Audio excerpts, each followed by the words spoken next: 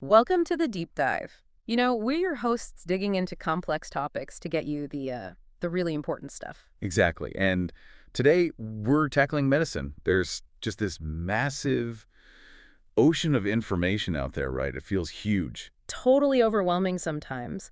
But the thing is, hidden inside all that complexity are these crucial nuggets, sometimes really surprising things that help you, our listener, become genuinely well informed. And that's our job today. We've gone through a whole pile of medical sources, pharmacology, diagnostics, treatment stuff. Yeah. Our mission, pull out those key insights, make the complicated bits clearer, and hopefully give you a few of those aha moments. Cut through the noise, basically. Absolutely. So think of this as your focus tour. We're looking at those connections that aren't obvious, the little diagnostic clues that matter, the treatment details you might not expect. That's counterintuitive stuff sometimes. Exactly. So should we dive in? Let's do it. Let's start with unexpected drug connections and reactions. Perfect. Because we all know common drugs, but yeah, even the basics can catch you out. Penicillin and aspirin, super common, right? Yep. Turns out they're both pretty frequent causes of urticaria hives. That's true. A good reminder. And sticking with interactions, how about lithium toxicity? Okay. It's not just one thing.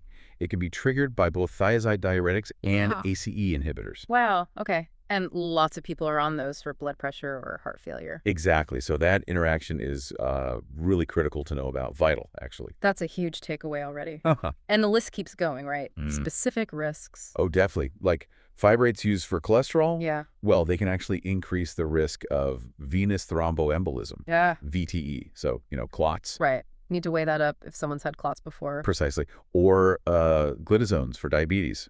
They can cause fluid retention. Can even tip someone into heart failure decompensation. Amiodarone, that heart rhythm drug, can cause corneal opacities. You can sometimes see them. Visible. Okay. Yeah. And even nitrofurantoin, common UTI antibiotic, right? Right. Long-term use has a potential risk of pulmonary fibrosis, lung scarring. Goodness. These aren't trivial things. Not at all. Yeah. Which brings us to patient specifics. Take oxybutynin. For incontinence. Yeah. But, in frail older women, it's often best avoided. Why is that? Well, the risk of, impaired daily functioning, confusion, even acute delirium, it just outweighs the benefit for bladder control in that group. Ah, the anticholinergic load. Exactly. Too high. It's a classic case of right drug, wrong patient. That makes sense. Such a key point. What about effects on blood counts? Oh, yeah. NSAIDs, painkillers, everyone uses them, Right. can sometimes cause thrombocytopenia, low platelets, Okay. and carbamazepine for seizures can cause granulocytosis, wipes out certain white blood cells, big infection risk. Curious stuff. And hydroxychloroquine, potential for retinopathy, eye problems, heparin, the blood thinner, can cause drug-induced thrombocytopenia, paradoxically increasing clot risk sometimes. Yeah. HIT, yeah. Heparin-induced thrombocytopenia. Right. It really hammers home the need for vigilance. Totally. And then there's this concept, zero-order kinetics. Okay. Refresh me on that. So most drugs, the body eliminates a constant percentage over time. First order. Right. Zero order. It eliminates a constant amount. It doesn't matter how much is there. Ah, so the level can shoot up quickly if you're not careful with dosing. Exactly. Small dose increases can lead to massive concentration jumps. Toxicity risk goes way up. Classic examples are phenytoin, alcohol, and salicylates like aspirin. Understanding that is just, fundamental for safe dosing. Definitely crucial. And for specific emergencies, like local anesthetic toxicity. Yeah, that's a scary one. The go-to treatment is actually IV 20% lipid emulsion. Lipid? Really? Yeah, it acts like a lipid sink, pulls the anesthetic out of the tissues. Wow. Okay.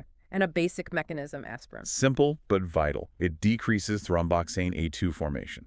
That reduces platelet aggregation, stops platelets clumping together. It's the core of how it prevents clots. Got it. And bringing in recreational drugs for a sec, cocaine Okay. can actually induce preterm labor.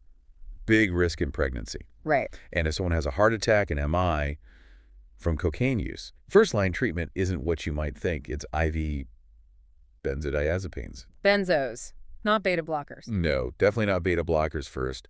They can worsen the coronary artery tightening from the cocaine. Benzos help calm everything down, reduce that sympathetic overdrive. Critical ER knowledge. Absolutely critical. Okay, let's shift gears.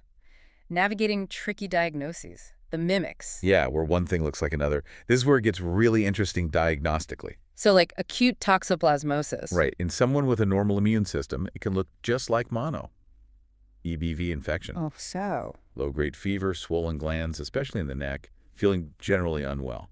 Very Like, simple. so if the EBV test is negative, You have to think toxo. And crucially, if it's a woman of childbearing age, pregnancy testing and counseling are paramount because congenital toxo is really serious. that's a huge point. Okay, what else mimics things? Well, think about HIV seroconversion, the initial illness. Right. Someone comes back from a trip abroad, maybe reports some risky behavior, then gets a maculopapular rash, flu-like symptoms. Could be HIV turning positive. Exactly. And remember, the combined antibody antigen tests are first line now. They pick it up earlier. Good point. Okay, another scenario. Sewage worker, bilateral conjunctivitis, red eyes, bilateral calf pains, high fevers. Sewage worker. Sounds like leptospirosis. Classic picture. What? Lepto. Bacterial infection from animal urine, often in contaminated water or soil. Severe disease needs IV benzyl penicillin.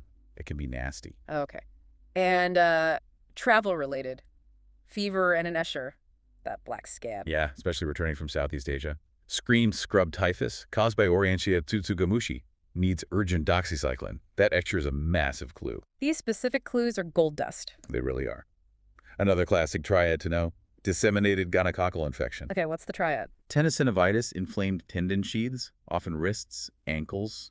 Migratory polyarthritis, joint pain that jumps around. And dermatitis, a specific kind of skin rash. Recognize that pattern. Think disseminated gonorrhea. Yep. Needs prompt treatment before it causes more trouble. And complications can be severe, right? Like from a peridoncellular abscess. Yeah, that throat abscess, rarely it can lead to Lemaire's syndrome, Which is? thrombophlebitis, Yeah. an infected clot in the internal jugular vein, in the neck. Whoa. And that clot can break off and travel to the lungs. Septic pulmonary emboli. Life-threatening. Shows how a local infection can spiral. Absolutely. Yellow fever, another distinctive pattern. Go on. Flu-like illness first, then a short break, remission. Then the bad stuff, jaundice, liver involvement, and hematemesis, vomiting blood. Biphasic illness. Good to know that pattern. And cocaine again? Abdominal pain after use? Think ischemic colitis.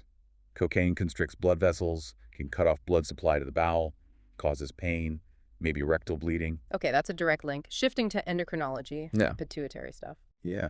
If you see hyperlactin plus secondary hypothyroidism and hypogonadism. Secondary meaning the pituitary isn't signaling properly. Exactly. That combo points towards stalk compression.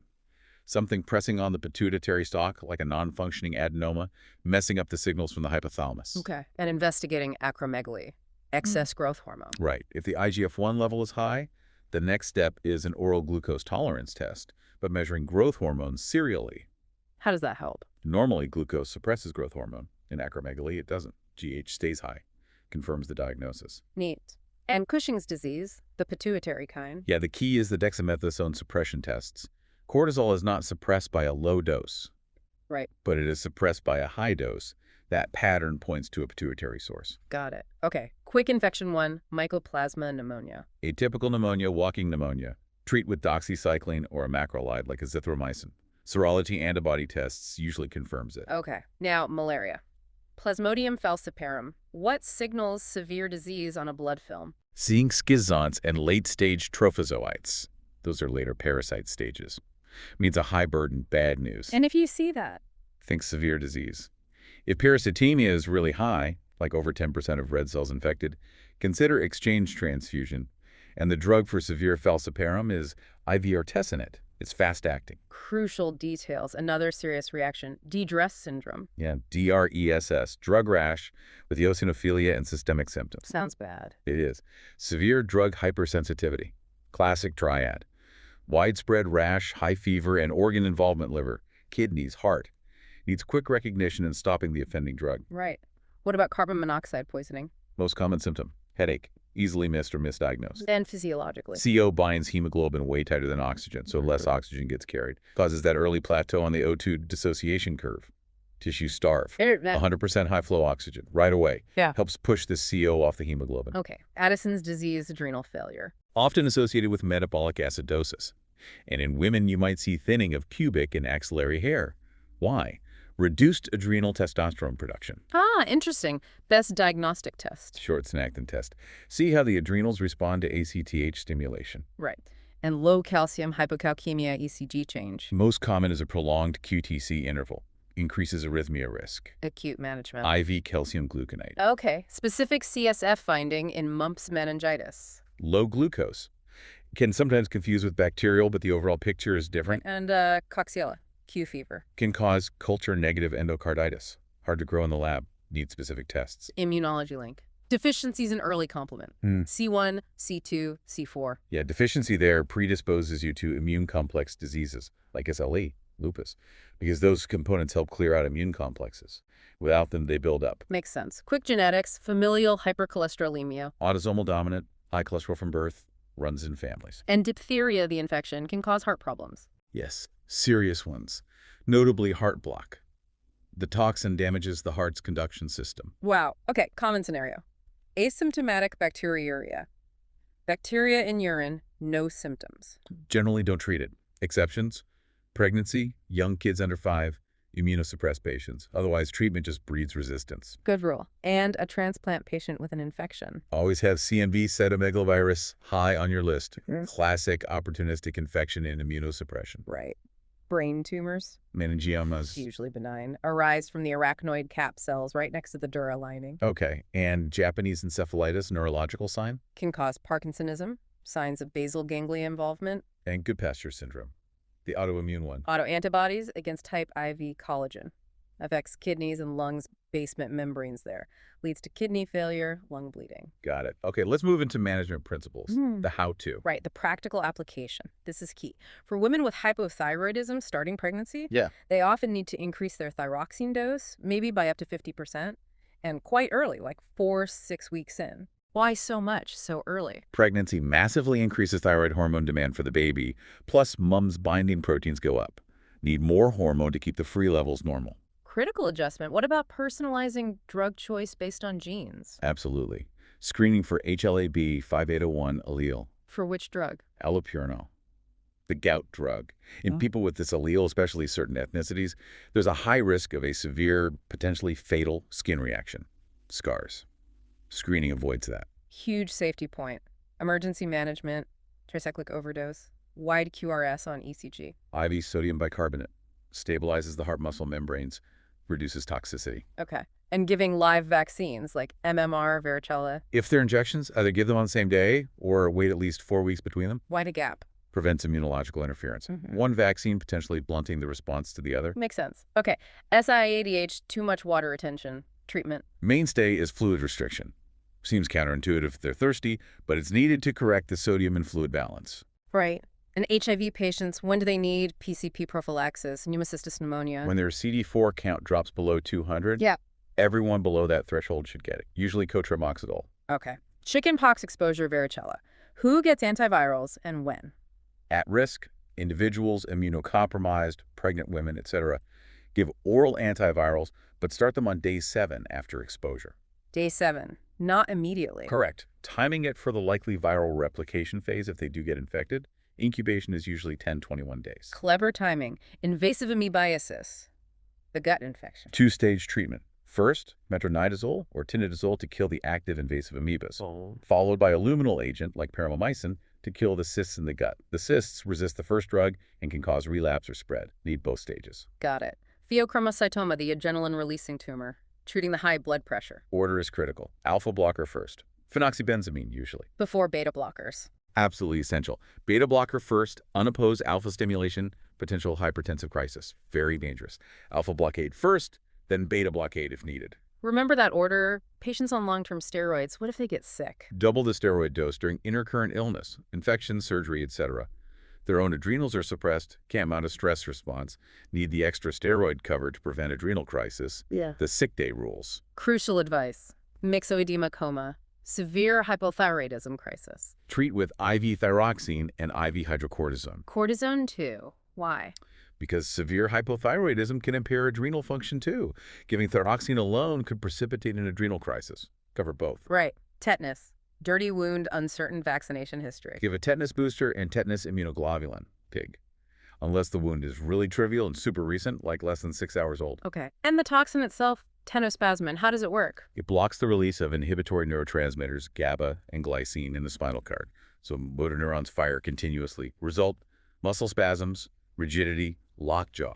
Nasty mechanism. Okay, let's switch to diabetes management. Lots of nuances here. Definitely. Big updates recently. SGLT2 inhibitors, the Flozin drugs, Yeah. now recommended with metformin as initial therapy in type 2 diabetes if the patient has CVD, high CVD risk, or heart failure. So not just for sugar control. No, they have proven heart and kidney benefits beyond glucose lowering.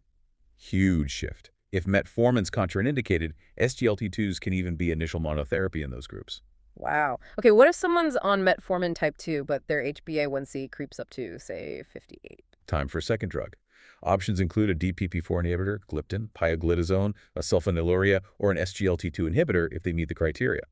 Tailored to the patient. And type 1 diabetes, can metformin ever be used? Yes, if they have type 1 and their BMI is over 25, it can be considered alongside insulin, doesn't lower HbA1c drastically, but might help with weight and reduce insulin dose needed.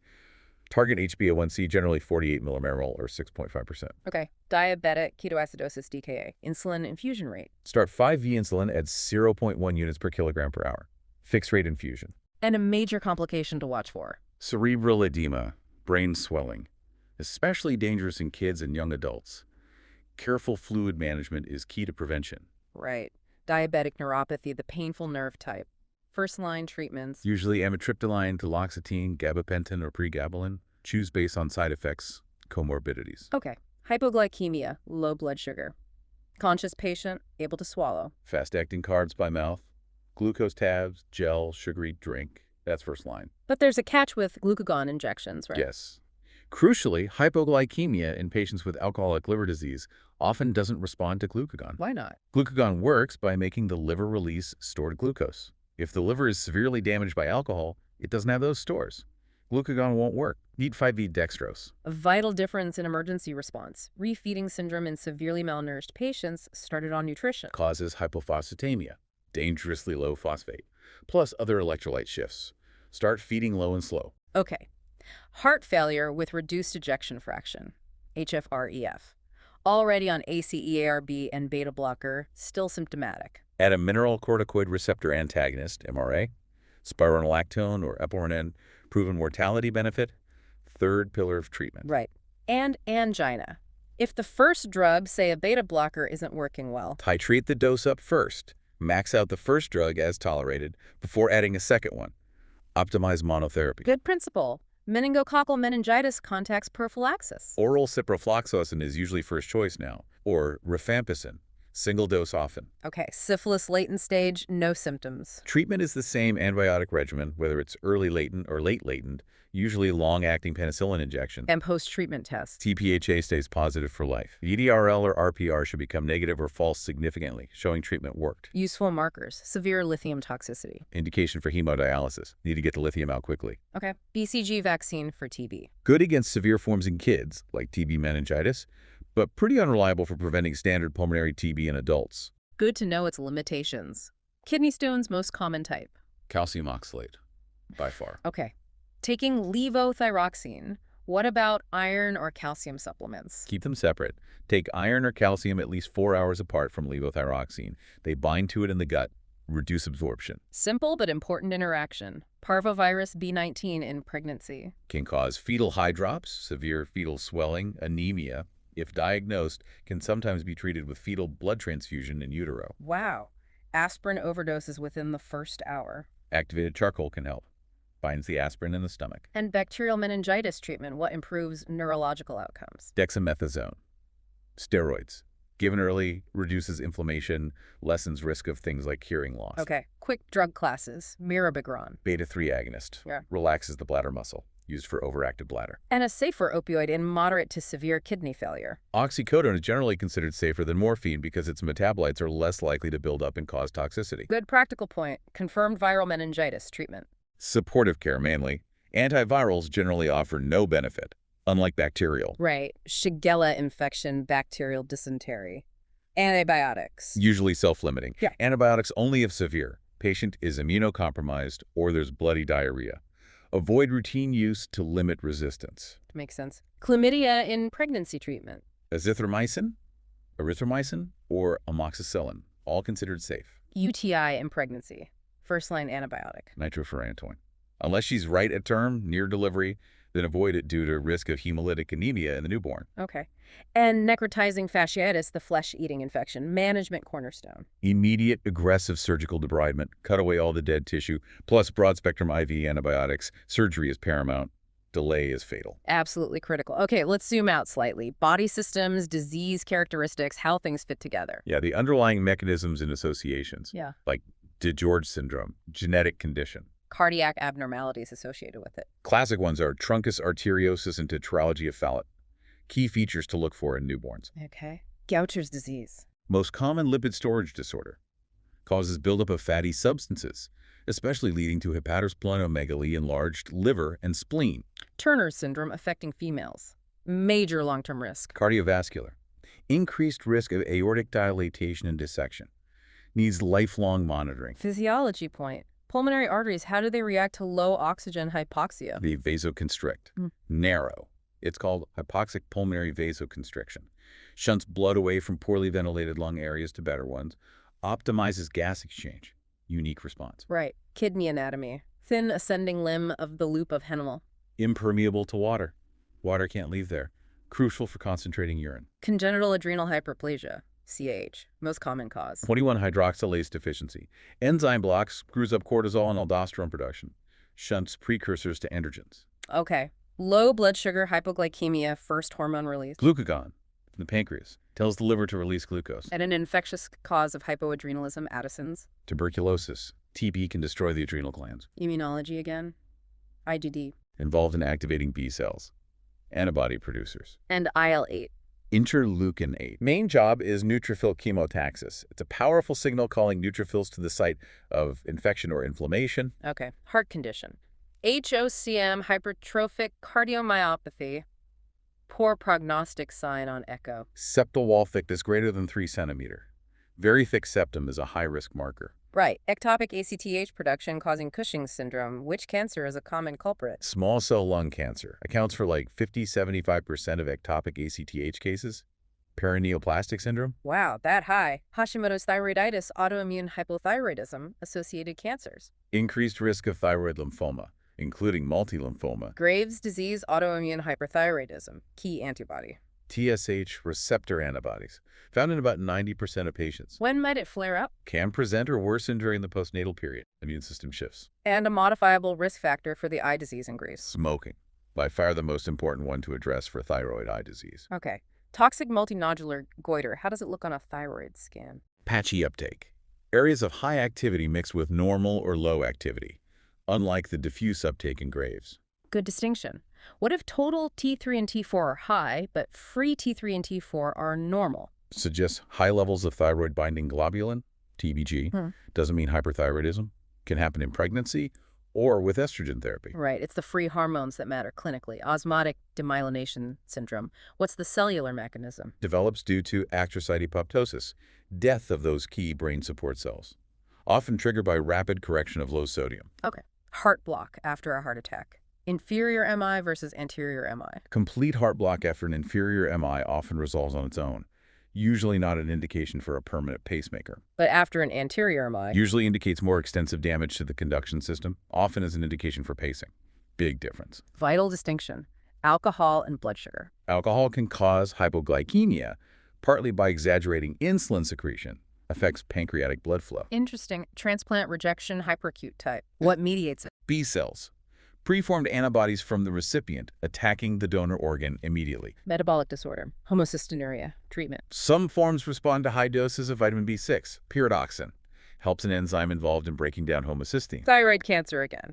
Anaplastic type. Very aggressive. Yeah. Difficult to treat. Often causes pressure symptoms in the neck due to rapid growth. Poor prognosis. Okay, reinforcing points. Pulmonary arteries constrict with hypoxia. Yes. Key mechanism. Cocaine can induce preterm labor. Yes, significant risk. Congenital toxoplasmosis, classic signs. Cerebral calcification and chorioretinitis.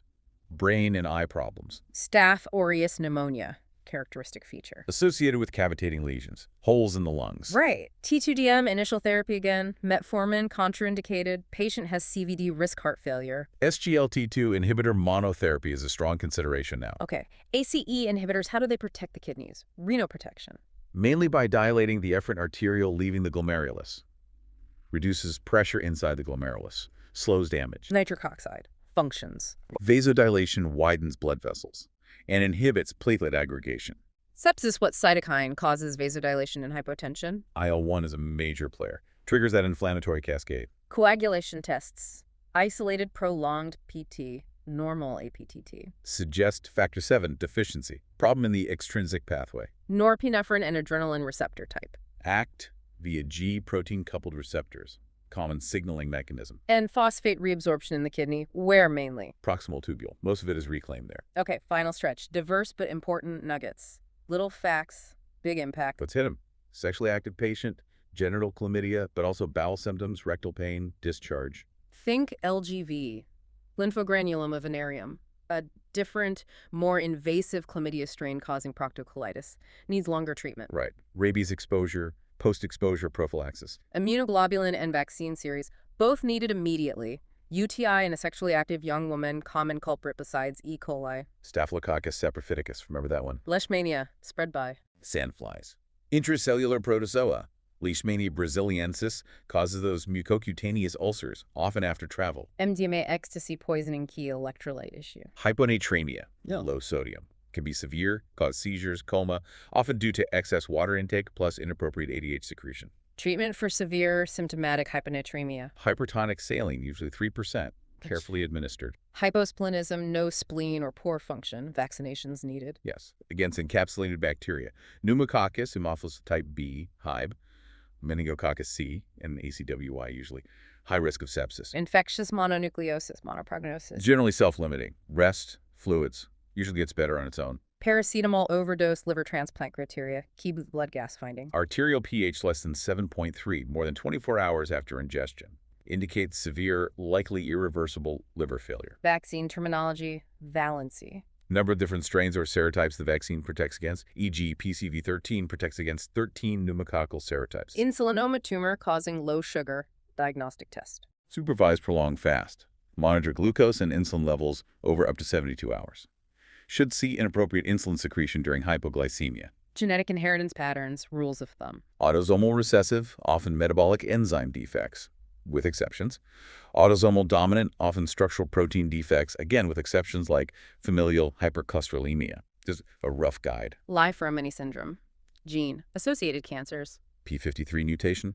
High risk of early onset breast cancer, sarcomas, leukemias, brain tumors, hereditary cancer syndrome. Beta blocker overdose. Management. Atropine first for bradycardia. Glucagon is key, bypasses the beta receptors to increase heart rate and contractility. High dose may be needed. Ketamine mechanism. NMDA receptor antagonist. Affects glutamate signaling. Cinecalcit mechanism. Calciomimetic. Oh. Tricks the calcium-sensing receptor on the parathyroid gland into thinking calcium levels are high. Reduces PTH secretion.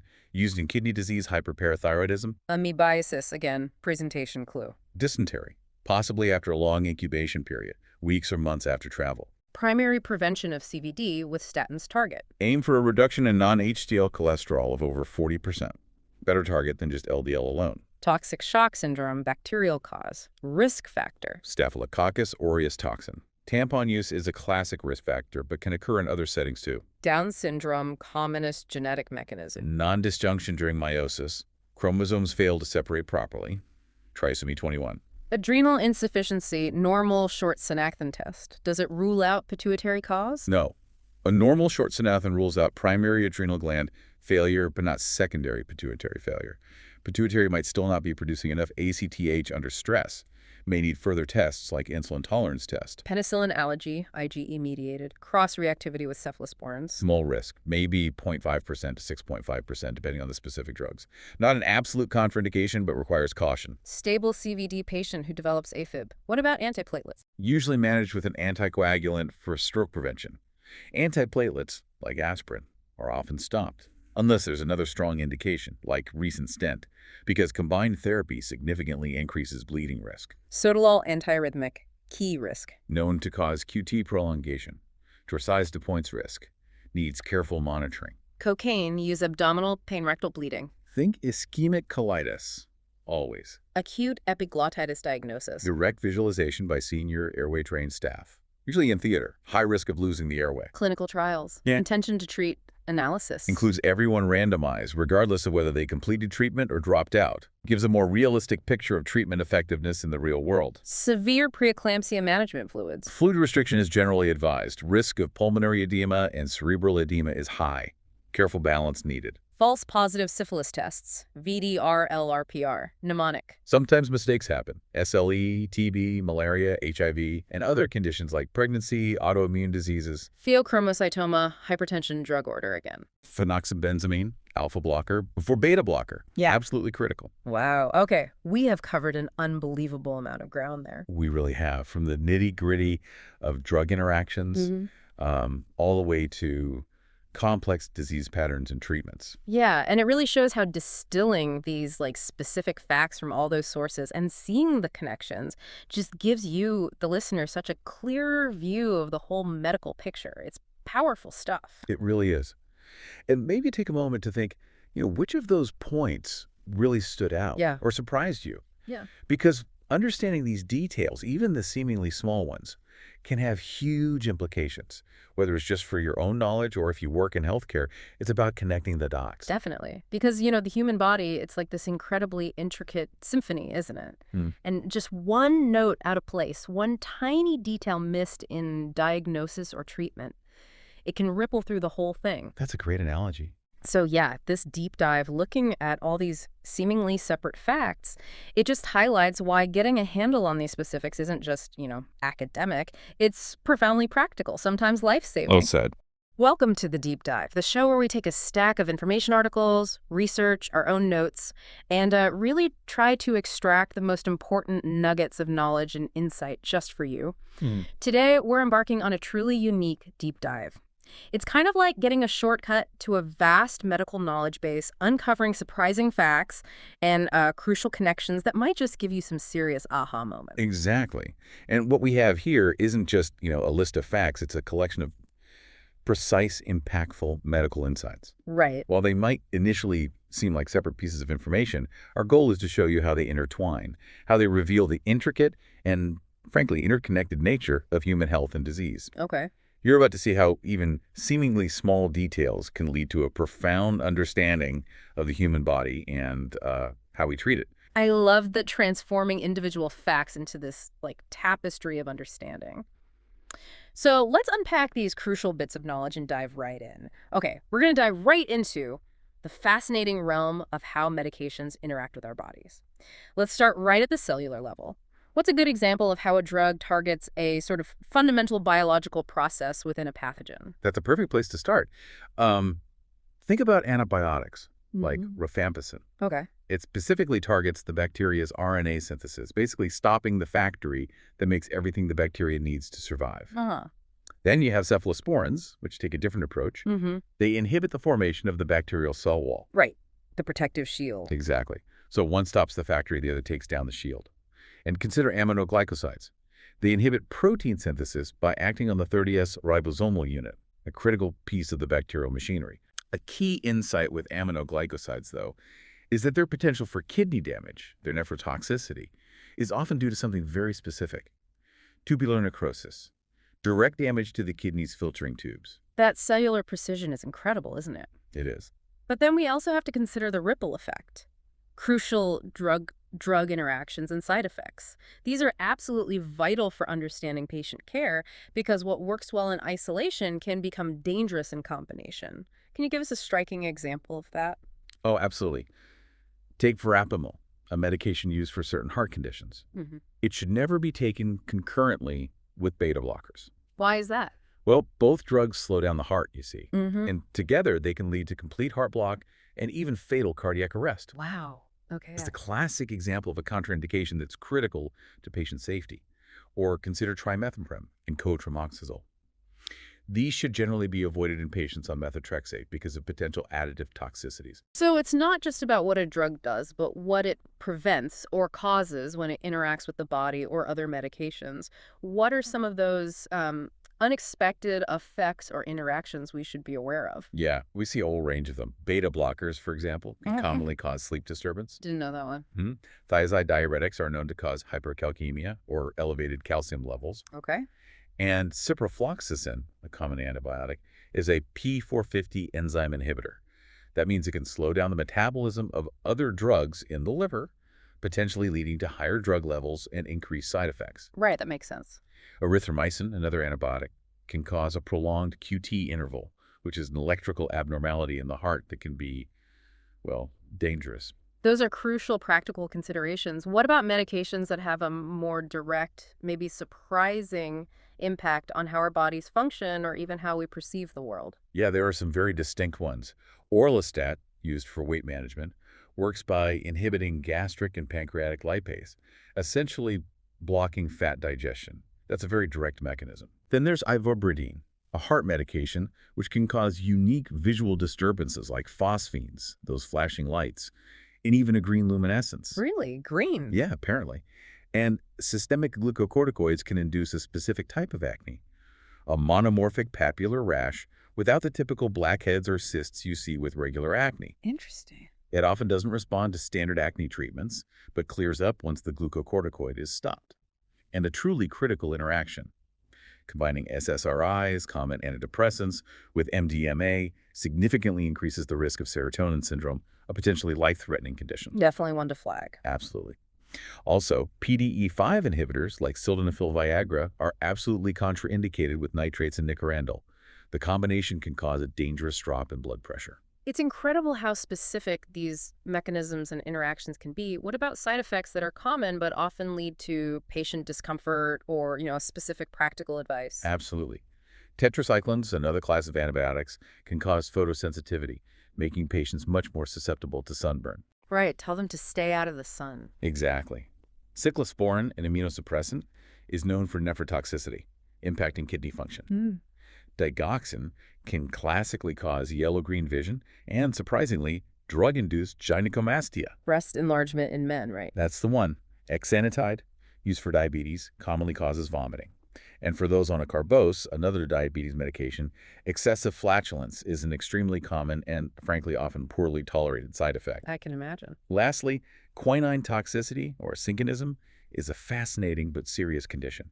It presents with a whole cascade of symptoms. ECG changes, low blood pressure, metabolic acidosis. Your body becomes too acidic, low blood sugar, and classically, ringing in the ears, flushing visual disturbances. Yeah. It can even lead to flash pulmonary edema, where fluid rapidly builds up in the lungs. Those detailed effects really drive home the complexity. Beyond individual drug actions, what about key interventions and practical considerations that directly impact patient outcomes in everyday life? Well, for instance, post-exposure prophylaxis for HIV involves oral antiretroviral therapy for 4 weeks. It's a critical intervention for preventing infection after a potential exposure. Okay.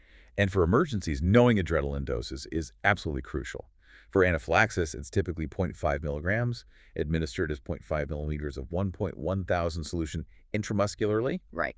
For cardiac arrest, it's 1 milligram, which translates to 10 milliliters 1.20000000 intravenously. That level of precision is truly life-saving. What about a common medication like the combined oral contraceptive pill? There are so many myths and misconceptions floating around. What are the key facts we should know? It's an excellent example of where clarity is crucial.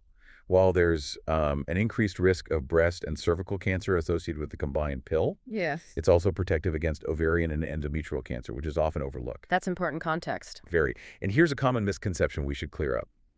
There's generally no evidence that antibiotics other than enzyme-inducing antibiotics like rifampicin reduce its efficacy. So for most common antibiotics, women don't need to worry about reduced birth control protection. Broadly speaking, that's correct. It's a very specific interaction with drugs like rifampicin. No, let's shift our focus a bit to the human body's incredible complexity. Let's delve into various conditions, their characteristic signs, and maybe some unexpected links. When we think about diagnosis, what are some of those sort of telltale markers that really point to a specific disease? These specific markers are often the first clues, you're right.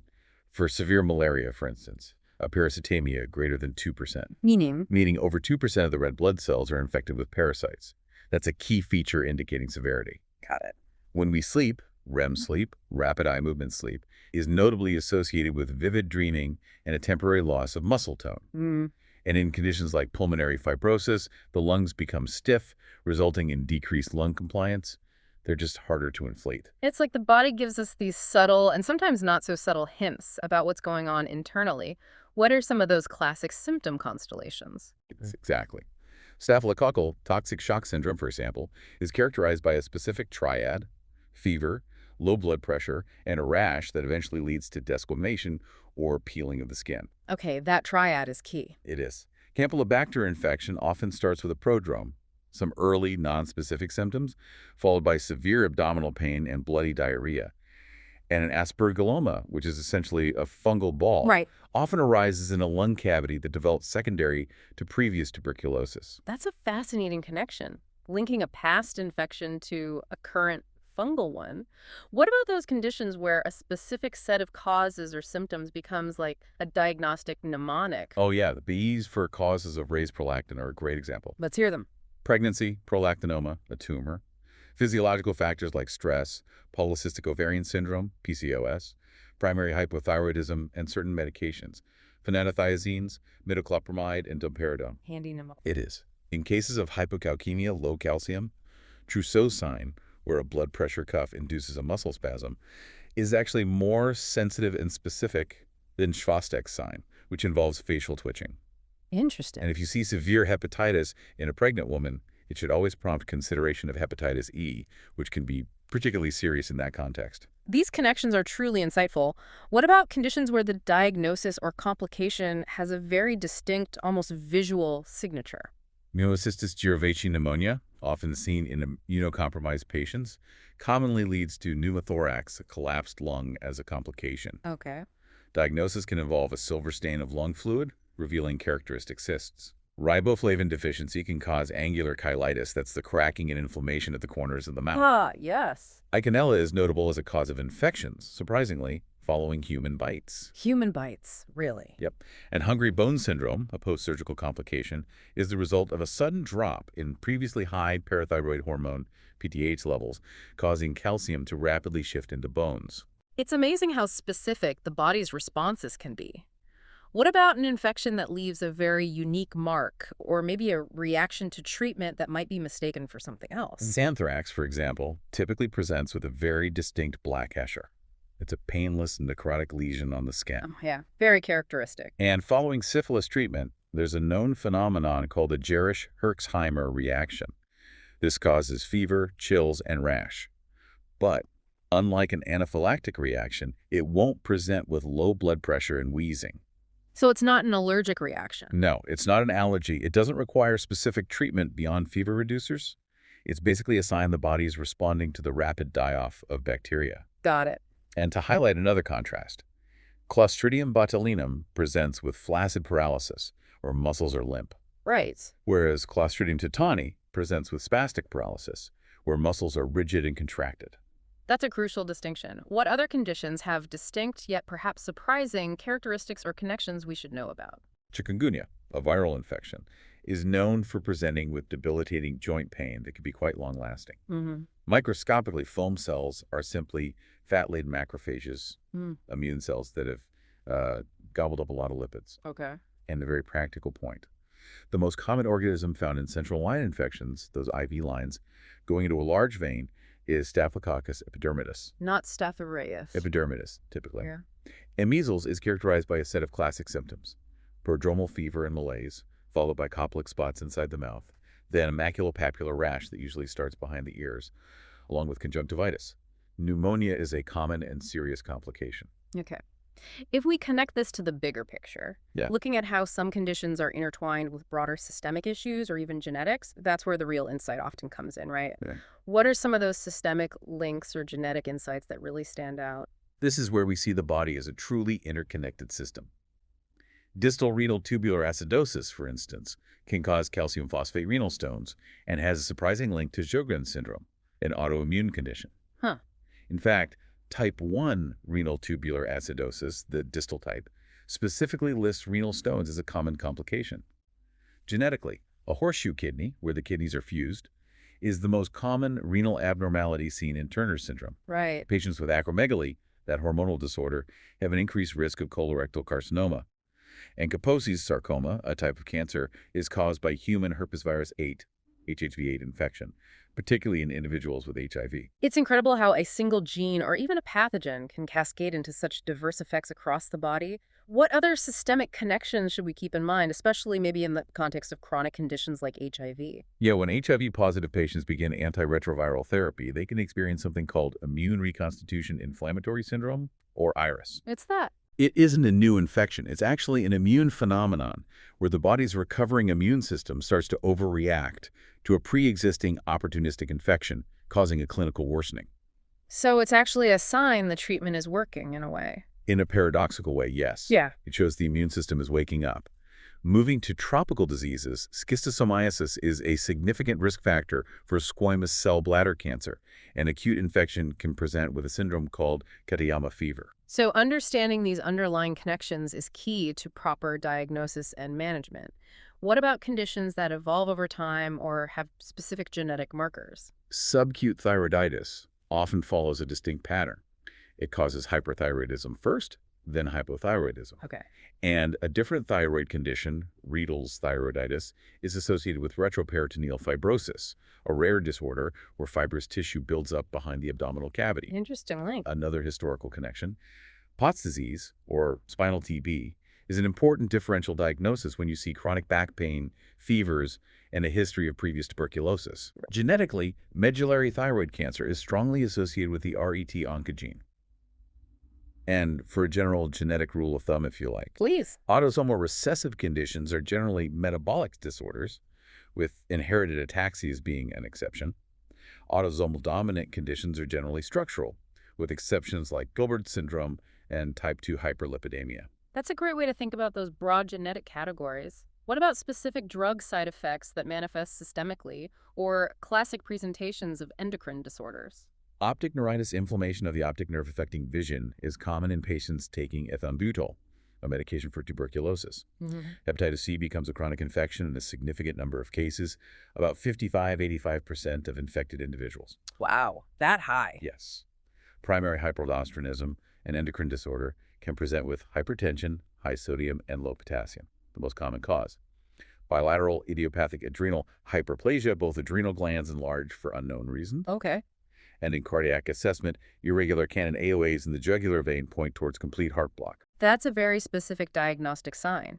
What about other endocrine or genetic conditions with unique presentations? Klinefelter syndrome, a genetic condition affecting males, presents with elevated gonadotrophin levels and is diagnosed via a karyotype, which maps out the chromosomes. Okay. Cushing syndrome, caused by prolonged exposure to high cortisol levels, is often associated with hypokalemic metabolic alkalosis, low potassium, and an elevated blood pH. Right. The Epstein-Barr virus, EBV, is linked to several malignancies, including Burkitt's lymphoma, Hodgkin's lymphoma, and nasopharyngeal carcinoma. Busy virus. Indeed.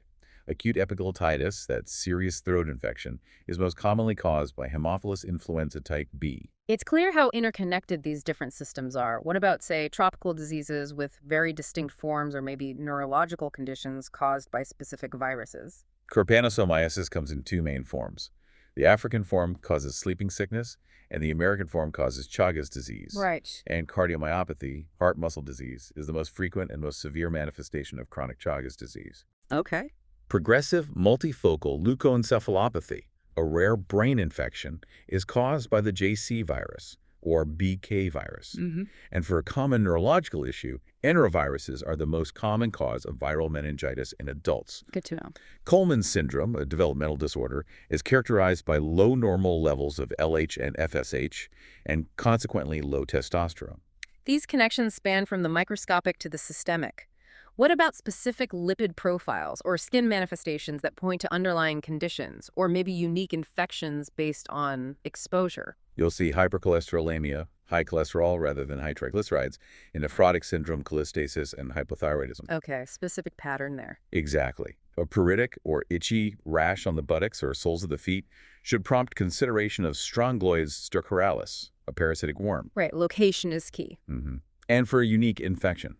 Mycobacterium meridum is the cause of fish tank granuloma, often acquired through exposure to contaminated water. Fascinating how environment plays a role. What about congenital heart conditions? Are there some clear distinctions that help us understand them? Definitely.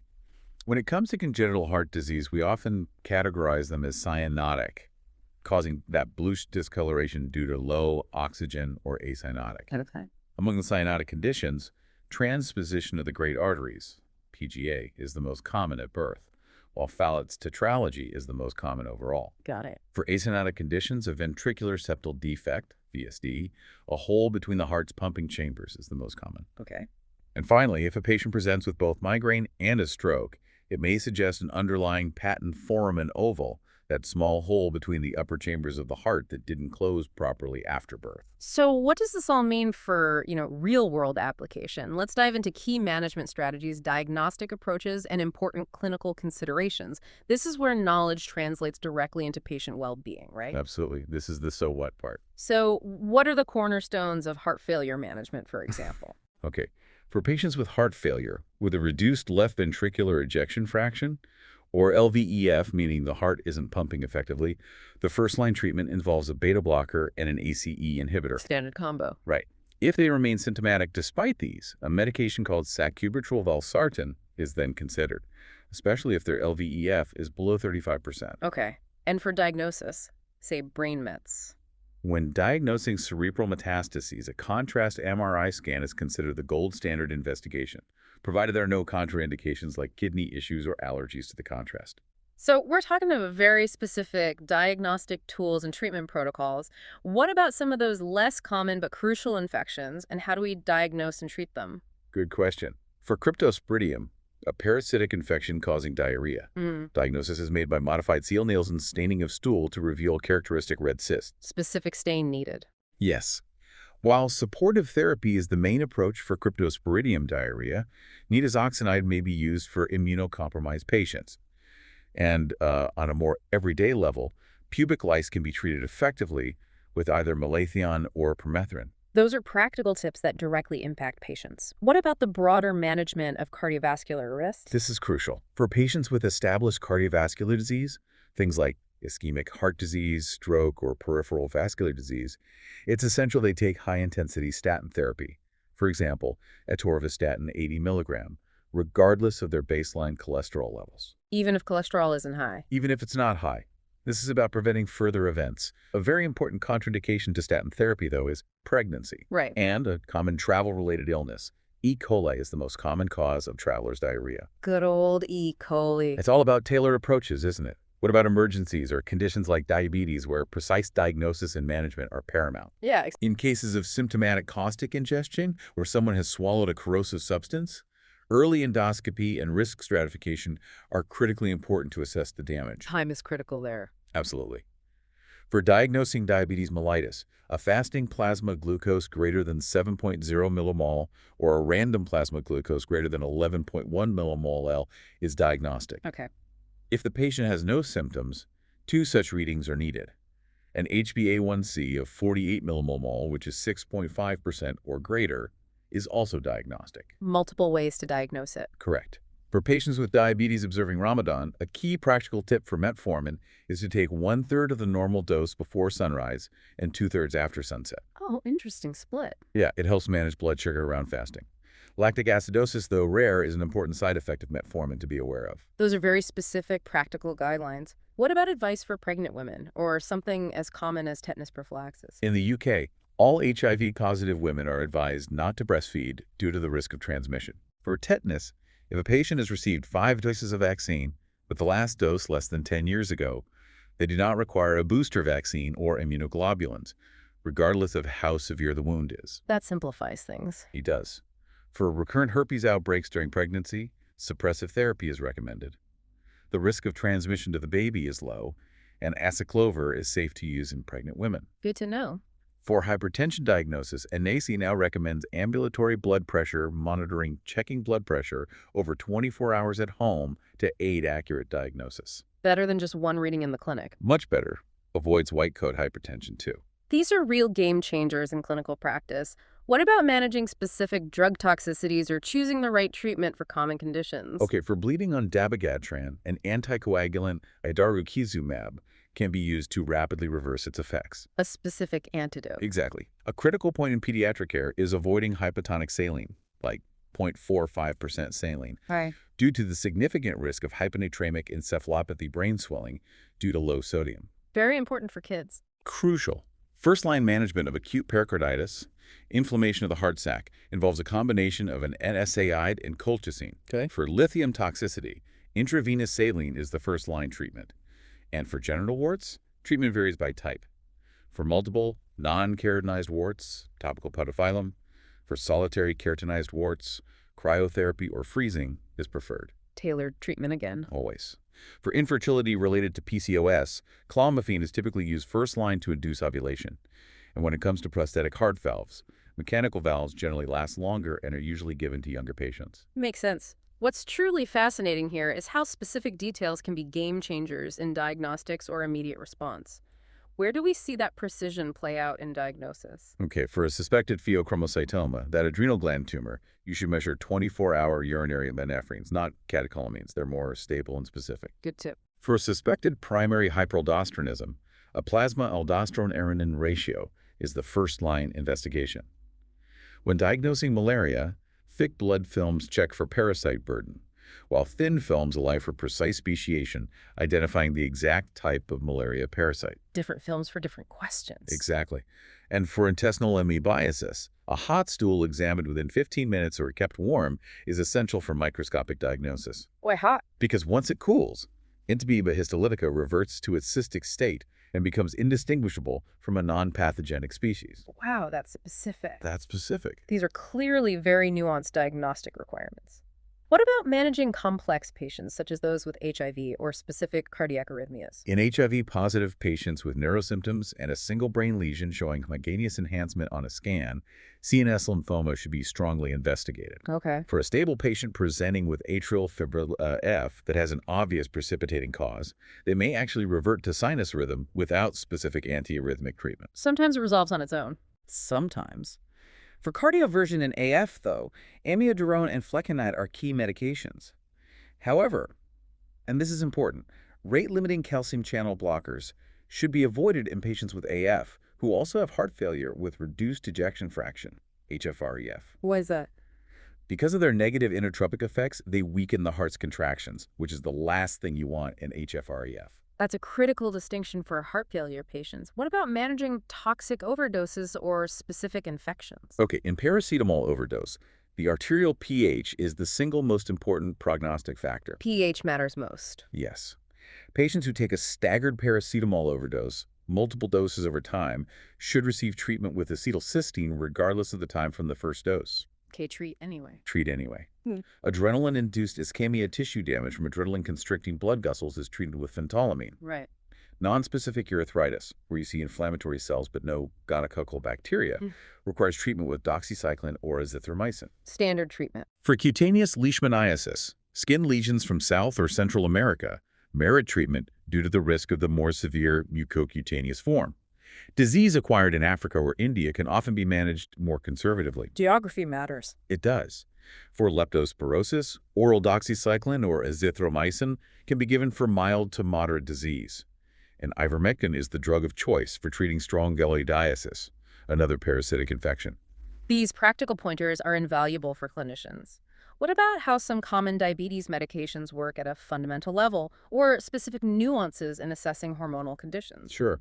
SGLT2 inhibitors, a class of diabetes drugs, work by increasing glucose excretion in the urine. Pushing sugar out. Exactly. Which also explains their main side effects. Yeah. Increased urine output, weight loss, and UTIs. Makes sense. Metabolic acidosis with a high anion gap and a high osmolar gap is a classic sign of ethylene glycol poisoning, often from antifreeze. Key diagnostic clue. Very key.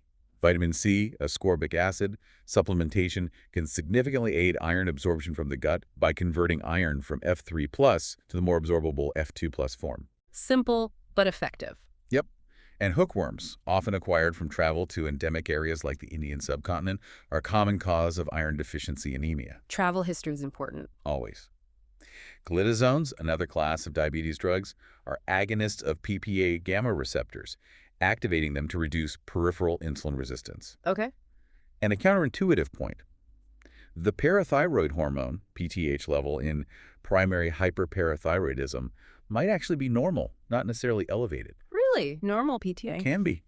Finally, antidiuretic hormone, ADH, acts specifically on the collecting ducts in the kidneys, regulating water reabsorption. Now let's zoom out a bit and appreciate how specific anatomical details, genetic markers, or even distinct visual signs can paint a full picture, giving us profound insights into the body's sort of fundamental blueprints. Let's start with how our nerves and muscles interact. Yeah, the neuromuscular junction is a fascinating area. Botulinum toxin, for instance. All right, Botox. It specifically inhibits the release of acetylcholine at synapses. Acetylcholine is crucial because skeletal muscle contraction depends on it activating nicotinic acetylcholine receptors on the muscle. So it stops the signal. Exactly, which explains its paralytic effect. And for a unique anatomical fact, Oh. the C8 is the only cervical nerve root that comes out below its corresponding vertebra. All the others emerge above. Little anatomical quirk. When we think about movement, shoulder abduction, raising your arm out to the side, is primarily performed by the deltoid muscle, innervated by the axillary nerve, from C5 and C6 nerve roots. Okay. And the ulnar nerve supplies sensory innervation to the palmar and dorsal aspects of 1.5 fingers medially, your little finger and half of your ring finger. Precise mapping. Very precise. These details truly reveal the elegant precision of the human body.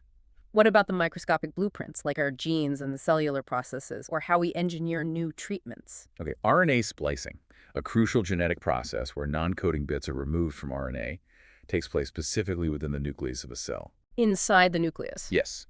Our HLA antigens, vital for immune recognition and transplant matching, are encoded by genes located on chromosome 6. Chromosome 6. Got it. In the world of therapeutics, humanizing is a key process. It decreases the immunogenicity of non-human derived monoclonal antibodies, making them less likely to trigger an immune response in humans. Making them safer. Essentially, yes. And in parasitic diseases, Plasmodium knowlesi, a type of malaria parasite, has the shortest replication cycle among malaria parasites. This leads to very high parasite counts very quickly, which can make it particularly dangerous. It's replicator. Very.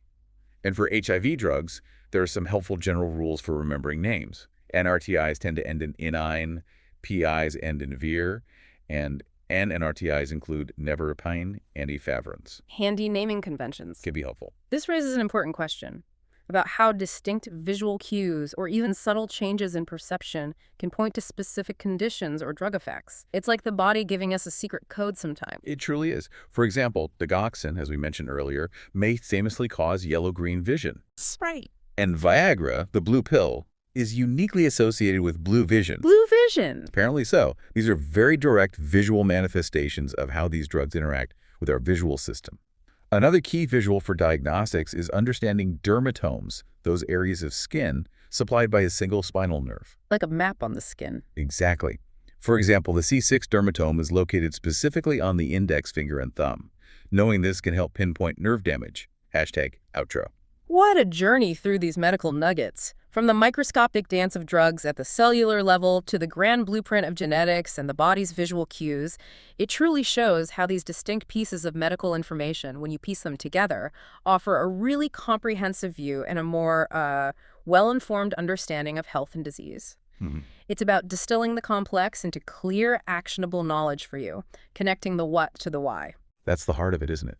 What's truly fascinating here is how seemingly isolated medical facts, when you deeply understand them and connect them, reveal this rich tapestry of interconnected biological systems, therapeutic strategies, and diagnostic puzzles. Yeah. It encourages you, hopefully, to always question not just what, but why in every piece of information you encounter, because that's where the real depth of knowledge lies. A fantastic thought to end on. And that's our deep dive for today. Thank you so much for joining us on this exploration of medical insights. Keep exploring, keep learning, and we'll catch you on the next deep dive. Okay, let's unpack this.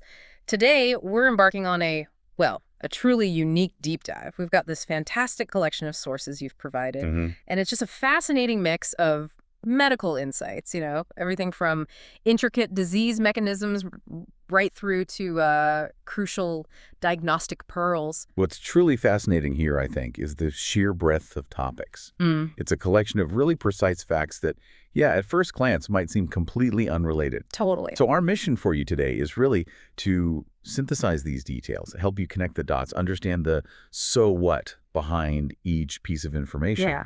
We want to show you how these specific details, they all contribute to a broader understanding of human health. Turn that raw data into actionable knowledge without it feeling overwhelming. Exactly. This isn't about like memorizing a textbook page by page. No, not at all. It's a journey, right? Towards clarity. Finding those great aha moments where complex stuff just clicks into place and you really feel like you get it. Precisely. Those moments where it just makes sense. Okay, here's where it gets really interesting. Let's start with infections and immunity. How the body fights off invaders and how we step in. There are some critical facts and, well, some unexpected connections here. Indeed. And when we talk about the body's battles, one crucial point our sources highlight is infective endocarditis, infection of the heart lining. Right. The strongest risk factor is actually having had it before. Yeah. A previous episode. Wow. Which tells us vigilance is just absolutely key in managing those patients. That's a great reminder. So speaking of infections, what about pneumonia? I saw some interesting points there. Absolutely. For instance, streptococcus pneumonia. Surprisingly common association with cold sores. Really? How does that work? Well, the thinking is the stress of the illness itself can reactivate the herpes virus. Ah. Wow. Then you have pneumocystis jirovecing pneumonia. Mm-hmm. Often see that in immunocompromised patients. Mm-hmm. Treatment is cotrimoxazole, that's trimethoprim and sulfamethoxazole combined. There is an alternative, aerosolized pentamidine, but it's generally less effective, and importantly, it carries this risk, albeit rare, of pneumothorax, collapsed lung. Not ideal. And what about that tricky one, Legionella? I know it has some pretty distinctive signs. It certainly does. Yeah, when you think Legionella, you should look for that cluster. Flu-like symptoms, a dry cough, maybe confusion, Okay. and this unique feature, relative bradycardia. Right. The heart rate isn't as high as you'd expect with the fever. Exactly. It's a big clue. Blood tests might also show hyponatremia, so low sodium. Mm. And if you see bilateral patchy consolidation on an X-ray, mid to lower zones, especially in an older patient, Legionella should be high on your list. And diagnosis. Best way, quickest way is the urinary antigen test. For treatment, macrolides are your go-to. Clarithromycin, for example. Okay. Shifting gears a bit. Sexually transmitted infections, syphilis and HIV. What are the key takeaways there? These are big ones. ER. For syphilis, a really important diagnostic pearl. If a patient has a negative non-trypanemal test, like an RPR or VDRL. The screening tests. Right. But they have a positive trypanemal test, which is more specific. Yeah. That pattern is consistent with successfully treated syphilis. Ah, so you don't retreat unnecessarily. Exactly, avoids that. Now, for HIV, which is an RNA retrovirus, remember, it uses RNA to make DNA inside our cells. Right. The big shift is that antiretroviral therapy is now started immediately, right at diagnosis. You don't wait for the CD4 count to drop anymore. That's a huge change in management. It's made a massive difference. And what about neurological issues in HIV? The sources mentioned a few different scenarios. They did. Okay, so HIV patient, neurosymptoms, widespread demyelination damage to the nerve coverings. Think progressive, multifocal leukoencephalopathy, PML, serious brain infection. Okay. If you see multiple brain lesions and they have ring enhancement on the scan, that points strongly towards toxoplasmosis, another opportunistic infection. Right. And then severe headache, and the CSF-ND ink test is positive. That's CNS cryptococcal infection, usually fungal. So you mentioned toxoplasmosis. Does everyone need treatment for that? Good question. It really depends on the immune system. Immunocompetent patients, Yeah. healthy immune system, usually don't need treatment. Their body handles it. Okay. But immunocompromised patients absolutely need treatment. Typically pyrimethamine plus sulfadiazine. Got it. And prevention. There was a point about HPV vaccination. Yes, very important. The sources strongly emphasize offering HPV vaccination to men who have sex with men under the age of 45. Why that group specifically? It's crucial protection against anal, throat, and penile cancers, which are strongly linked to HPV in that population. Makes sense. You know, we also saw insights into some maybe less common but still important parasites and bacteria. Yeah, definitely. Yeah. Like schistosoma hematodium, that's a parasitic worm, classic cause of hematuria, blood in the urine, and the treatment for both that specific type and schistosomiasis generally. Praziquantel, effective drug. Okay. Then there's Rocky Mountain spotted fever. The bug is rickettsia, Yeah. and botulism. Treatment is supportive care plus the antitoxin. But interestingly, the toxin itself, botulinum toxin, gets used therapeutically, like achalasia, that swallowing disorder, to relax muscles. Ah, I didn't know that. And malaria. Yes, a critical update here. Quinine is actually no longer recommended first line for complicated or severe falciparum malaria. Guidelines have shifted. That is a significant change. Okay, what about something really common, like bites? Human bites, animal bites. Right. Treat human bites just like animal bites with coamoxiclav, Why coamoxiclav? because both types are often polymicrobial. Lots of different bacteria involved. With animal bites specifically, the most common organism you isolate is Pasteurella multicida. Good to know. And norovirus, the stomach flu. The dreaded noro, key public health point. Yeah. Alcohol gels. Less effective than just good old-fashioned hand washing, Really? Why is that? because norovirus is a non-enveloped virus. It's tougher, basically. Alcohol doesn't break it down as easily. Okay, note taken. Wash hands thoroughly. What about Trichomonas vaginalis? Common STI. Straightforward treatment, oral metronidazole. And some of those more infamous bacteria, tetanus, E. coli. Clostridium tetani, the tetanus bacteria. It works by blocking the release of GABA and glycine. The relaxing neurotransmitters. Exactly. So blocking them leads to those awful muscle spasms. Then E. coli 0157, Daugeria, notorious for causing hemolytic uremic syndrome, HUS, serious kidney complication. That's down to the Shiga toxin it produces. Nasty stuff. Meningitis. Streptococcus pneumonia is a common cause in adults, say 6 to 60 years old. In hospital, if you suspect bacterial meningitis in an adult under 60, the go-to is IV ceftriaxone. Broad spectrum, gets into the brain well. Okay. And another association, if you see erythema multiforme, that skin reaction, think about mycoplasma infections, often linked. So many complex connections. Anything else critical in this infection segment? Just a few more quick ones. C5C9 deficiency, that's part of the complement immune system, predisposes people to recurrent Neisseria meningitis infections. Meningitis again. Right. Relative bradycardia, that slow heart rate we mentioned with Legionella. Surprisingly, it can also point towards typhoid fever. For tuberculous leprosy, look for a few skin lesions, reduced sensation, maybe hair loss in those areas. Chlamydia.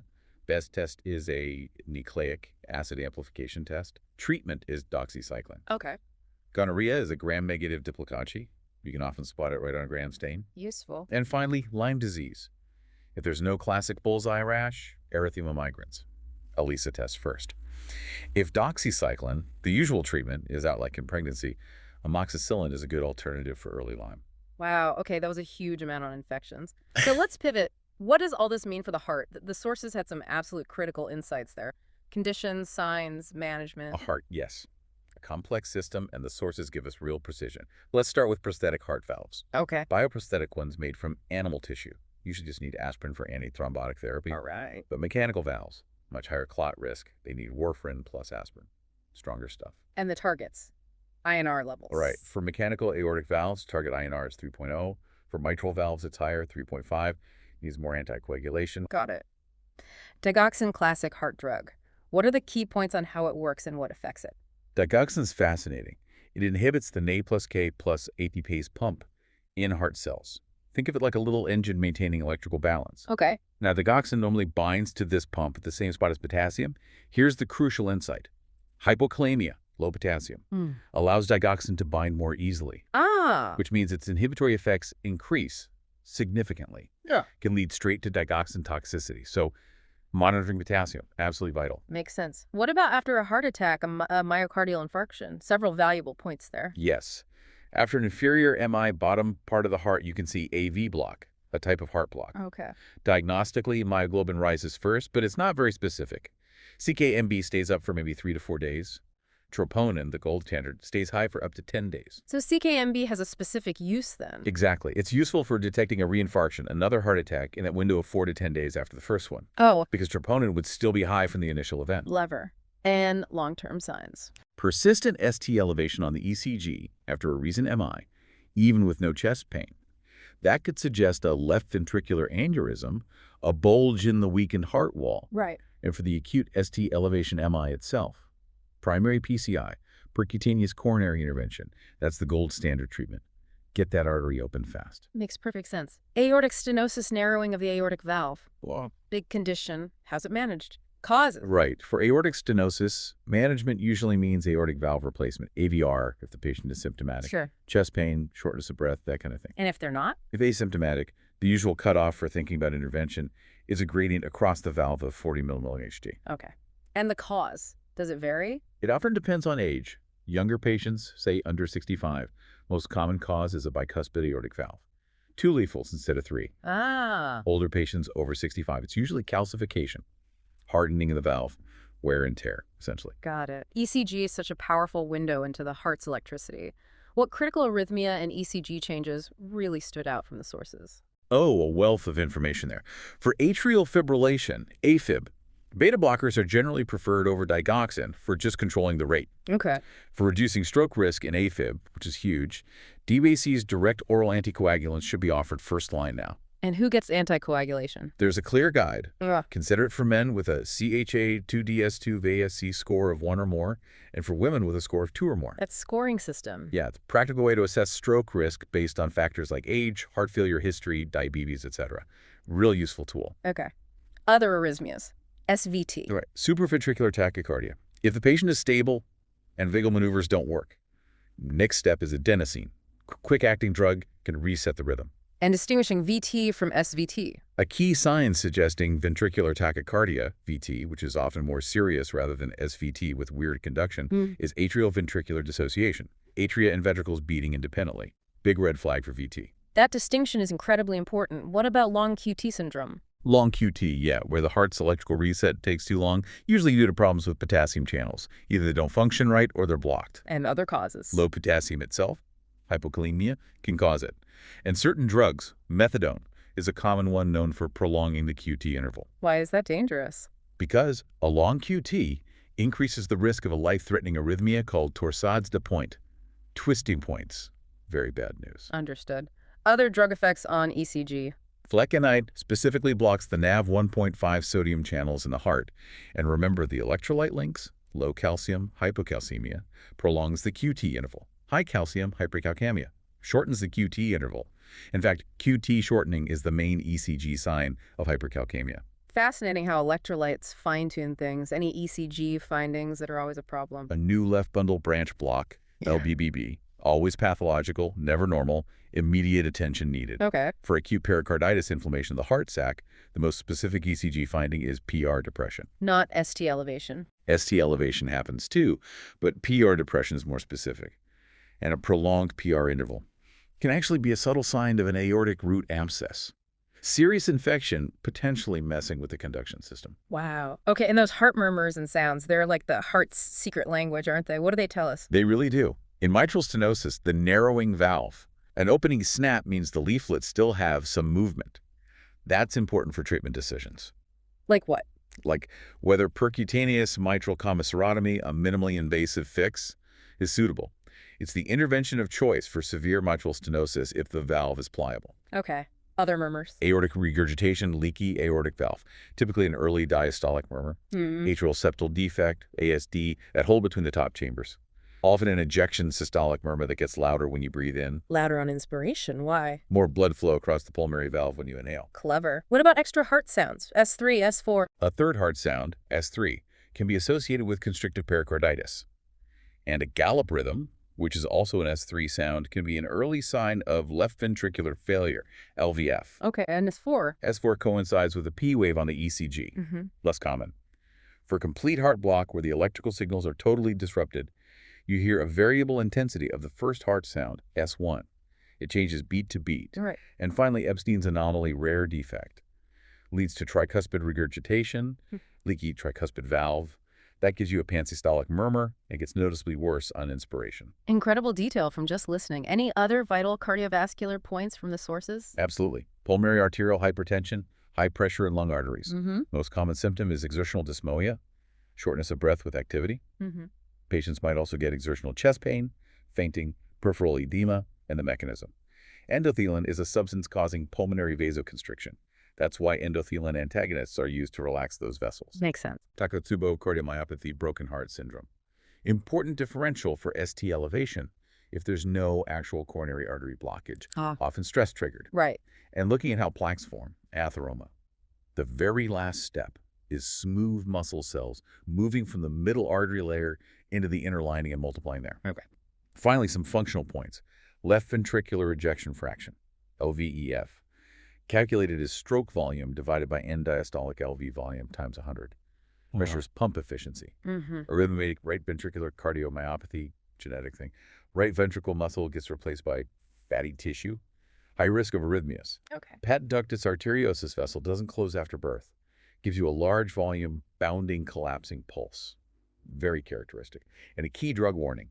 Avoid ACE inhibitors in patients with HOCM, hypertrophic obstructive cardiomyopathy. Can make the outflow obstruction worse. That's a really comprehensive look at the heart. Okay, shifting focus again. Hormones, blood sugar, metabolic balance.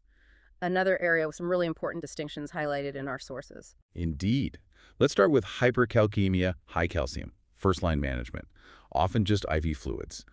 Isotonic saline Why fluid? helps dilute the calcium and encourages the kidneys to excrete more of it. Simple but effective first step.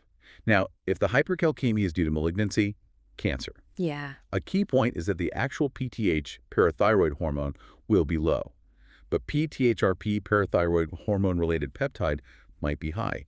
This mimics PTH, causing the high calcium, but knowing the actual PTH is low helps point to cancer as the cause. Clever distinction. We also saw details on men multiple endocrine neoplasia. Sounds like a cluster of things. It is. They're genetic syndromes causing tumors in multiple endocrine glands, like men type I, often associated with peptic ulcers, galactorrhea, the milk production thing, and hypercalcemia. Okay. MNN type I is different, associated with medullary thyroid cancer, pheochromocytoma, that adrenal tumor, and a marfanoid body habitus, tall, slender build. Got it. Diabetes, huge area, constantly evolving, key takeaways. For diabetes and pregnancy, metformin is now considered first-line therapy. Metformin, how does it work there? Acts by activating AMPK, AMP-activated protein kinase. Improves insulin sensitivity, but you need to titrate it slowly, like wait a week before increasing the dose, because GI side effects, diarrhea, bloating, are really common. Good tip. Any other diabetes links? Yeah, an interesting one. Diabetes is the strongest risk factor for developing melioidosis. That's a serious bacterial infection, more common in some parts of the world. Huh. And driving regulations. I saw something about HGVs. All right. Patients on insulin can now hold an HGV, a heavy goods vehicle license, if they meet strict criteria set by the DVLA. It's more nuanced now. But not for everyone. Correct. Having an ICD, an implantable cardioverter defibrillator, that's an automatic loss of the HGV license, no exceptions. The risk of sudden incapacitations is just too high. Clear distinction. What about treatment pathways for type 2 diabetes? Okay, initial therapy. If metformin is contraindicated, maybe due to kidney issues, and there's no major cardiovascular risk, you have choices. A DPP-4 inhibitor, pioglitazone, a sulfonylurea, maybe even an SGLT2 inhibitor like the gliflozins, if they meet nice criteria. Nice guidelines. Exactly. And if a triple combination of drugs isn't getting the HbA1c down enough, the recommendation is often to switch one of those drugs for a GLP-1 mimetic, especially if the BMI is high, say over 35, as these often help with weight loss too. Makes sense. And specific drug class insights. Gliflozins, pioglitazone? Gliflozins are SGLT2 inhibitors. Work in the kidney, make you pee out more sugar. Pioglitazone can cause fluid retention, so it's a no-go in heart failure. Yeah. Could make it worse. Right. Gliptins? The DPP-4 inhibitors, they work by stopping the breakdown of incretin's natural hormones like GLP-1 and GIP that boost insulin after meals. So gliptins effectively increase your own incretin levels. Okay. Anything else on metabolism? Just that high glycemic index foods raise blood glucose more sharply than pure glucose itself, even in people with normal glucose tolerance. And tacrolimus, that immunosuppressant drug, known cause of impaired glucose tolerance, can push blood sugar up. Good to remember. What about growth disorders and thyroid stuff? Specific pearls there. Acromegaly excess growth hormone, key point. Yeah. Somatostatin directly inhibits growth hormone release. Okay. So that's why somatostatin analogs, like octreotide, are used to treat it. They mimic somatostatin. And diagnostically, serum IGF-1 levels are now the first-line test, not growth hormone itself. IGF-1 is more stable, reflects GH activity better. Got it. Thyroid. Hashimoto's thyroiditis. That's hypothyroidism plus a goiter plus anti-TPO antibodies. Autoimmune attack. If you see cytotoxicosis, overactive thyroid but with a tender goiter, think subacute thyroiditis, decurve veins, usually temporary inflammation. And the MN link again? Right. Medullary thyroid cancer is part of MN type I. Okay. Any other hormonal or metabolic surprises? Yeah. Prolactin. Normally kept in check, inhibited by dopamine. So drugs that block dopamine, like some antipsychotics, can cause high prolactin levels as a side effect. Interesting. Uterine fibroids. Usually benign, but rarely they can autonomously produce erythropoietin. EPO, leading to secondary polycythemia, too many red blood cells. Yeah. And MODY, maturity onset diabetes of the young, autosomal dominant inheritance. So always look for that strong family history. It's a big clue. Our bodies are amazing balancers, aren't they? Especially fluids, electrolytes. Let's look at the kidneys and how they keep everything in check. Critical points here. Absolutely pivotal role of the kidneys. In DKA, diabetic ketoacidosis, even if the patient is severely acidotic, you start with isotonic saline, volume first. Restore volume first, right? Yeah, restoring perfusion actually helps the body clear the acid itself. Then, renal tubular acidosis, RTA, type 1, the distal type, can be caused by things like Sjogren's syndrome. It's associated with hypokalemia, low potassium, and nephrocalcinosis, calcium deposits in the kidney, because they can't excrete acid properly. Okay. And those genetic syndromes, Barter's, Biddleman's. Right, they really highlight kidney electrolyte handling. Both cause normotension, normal blood pressure, and metabolic alkalosis. But they differ how? Barter's leads to hypokalemia and nephrocalcinosis, like Right. type 1 RTA. Gittleman's also causes normotension and hypokalemia, but the key difference is hypocalciuria, low calcium in the urine. It's due to a specific defect in the NaCl symporter in the distal convoluted tubule. Very precise defect. Incredible specificity and implications of common imbalances. Low potassium, low sodium. Hypokalemia, low potassium, can lead to that long QT syndrome we talked about, increases arrhythmia risk, thiazide diuretics causing hypokalemia. The mechanism is increased sodium delivery further down the tubule, which makes the kidney swap sodium for potassium, losing more potassium. Got it. And watch out for acute, severe hyponatremia, really low sodium, can cause cerebral edema, brain swelling, water shifts into brain cells. Dangerous. Definitely. And glucose handling? Basic kidney physiology. Yeah. The vast majority of glucose reabsorption happens right back at the start in the proximal convoluted tubule. That's where most filtered sugar is recovered. Okay. Moving now to the brain and how meds affect it. Fascinating connections, drug safety, neuro conditions. What insights did we get? Yeah, critical area, drug safety and the brain.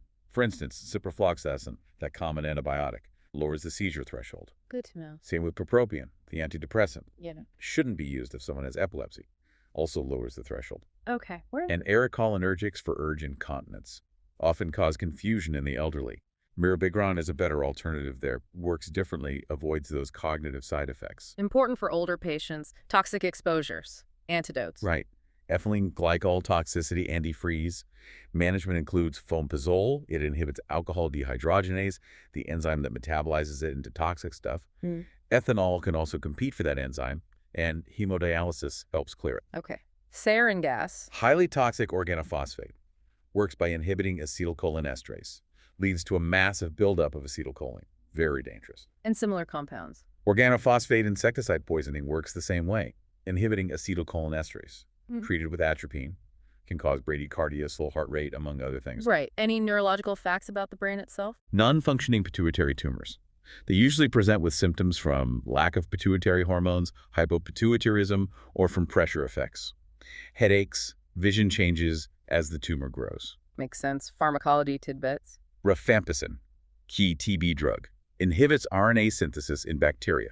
Statins, cholesterol drugs, major interaction with macrolides like erythromycin, clarithromycin. Why is that interaction important? Macrolides inhibit statin metabolism, leads to higher statin levels, increases risk of muscle side effects like rhabdomyolysis, really important one to catch. Absolutely. Amiodarone. That heart rhythm drug has a really long half-life. It's highly lipophilic, fat-soluble, gets soaked up by body tissues, so its concentration in the blood is lower than you'd expect. Needs a long loading dose period to reach steady levels. Okay. Other drug facts. And acetylcysteine. It's a precursor for glutathione, vital for detoxification. That's why it's the antidote for paracetamol overdose. Veditoin, anti-seizure med, exhibits zero-order kinetics. What does that mean practically? It means the body eliminates a fixed amount per unit time, not a fixed percentage. So small dose increases can lead to disproportionately large jumps in blood levels and toxicity. Very tricky dosing. Wow. Okay. Verapamil, calcium channel blocker, can cause constipation. Doxazosin, alpha-1 antagonist, pilocarpine, muscarinic agonist, and here's that surprising one again. Acute alcohol intake. Doesn't seem to increase liver damage risk in paracetamol overdose. Might even be slightly protective. Still find that fascinating and counterintuitive. Okay, finally, let's wrap up with those odds and ends, diverse clinical pearls spanning women's health, genetics, stats, some really unique insights. Yeah, these diverse facts tie things together nicely. Pregnancy, women's health, chickenpox exposure in pregnancy. First step is always check maternal antibodies. Guides whether you need to give immunoglobulin. Makes sense. Hypertension in pregnancy. The Betalol is first line. Good safety profile. HRT, hormone replacement therapy, unopposed estrogen without progesterone significantly ups the risk of endometrial cancer. Uterine lining overgrowth. Critical point. Pelvic inflammatory disease, PID. Alternative treatment regimen can be oral afloxacin plus oral metronidazole. Okay. Urinary incontinence. Common issue. First line for urgent incontinence, that sudden need to go. Bladder retraining. For stress incontinence, leakage with cough sneeze, pelvic floor muscle training first. And if that fails? If pelvic floor exercises don't work for stress incontinence and the patient declines surgery, duloxetine is an option. Helps strengthen the urethral sphincter. Interesting. Genital ulcers? Painful versus painless. Key distinction. Painful ulcers. Much more likely herpes than chancroid, though chancroid is painful. Painless ulcers. More likely syphilis than lymphogranuloma venereum LGV. Good differentiators. Dentistry and warfarin. Specific protocol there. Very specific. Check INR 72 hours before. If it's under 4.0, proceed. If it's over 8.0, no bleeding. Stop warfarin, give oral vitamin K 1.5 milligram, recheck INR in 24 hours, repeat vitamin K if needed, restart warfarin only when INR is below 5.0. All about balancing risks. Very precise. Okay, genetics and inheritance always complex. Leber's hereditary optic neuropathy. Mitochondrial inheritance. Passed down only from the mother. So a man with it, none of his kids inherited. Right. Down syndrome risk. Roughly 1 in 1,000 at maternal age 30. Then roughly triples every 5 years after that. Also associated with Alzheimer's later in life. Turner's syndrome. Cardiac defects. Most common cardiac defect is actually a bicuspid aortic valve. More common than coarctation of the aorta in Turner's. Okay. Transposition of the great vessels, the congenital heart defect. Due to failure of the aorticopulmonary septum to spiral correctly during development, arteries end up swapped. Rheumatoid arthritis genetics. The HLA-DRB1 gene is the major susceptibility locus, specifically variants like DRE1 or 4.01 and L4.04. That's the link to the DR4 marker we often hear about. Got it. And that enzyme deficiency. 11-beta-hydroxylase deficiency, rare endocrine thing associated with hypertension due to hormone backup. Incredible genetic links. What else from the odds and ends? Nicorindil, the angina drug, can cause ulceration anywhere in the GI tract. Surprising side effect. Epidermis, skin layers. Yeah. 5 layers. Bottom one is scratum germinativum, makes keratinocytes, contains melanocytes. Okay. Research bias. Recall bias, remembering past events inaccurately. Big problem, particularly in case control studies looking backwards in time. Molecular biology techniques. Classic mnemonic. SNW drop. Southern for DNA, northern for RNA, western for protein. You have to keep them straight. Nice one. Statistics. Key definitions. Absolute risk reduction. Control event rate minus experimental event rate.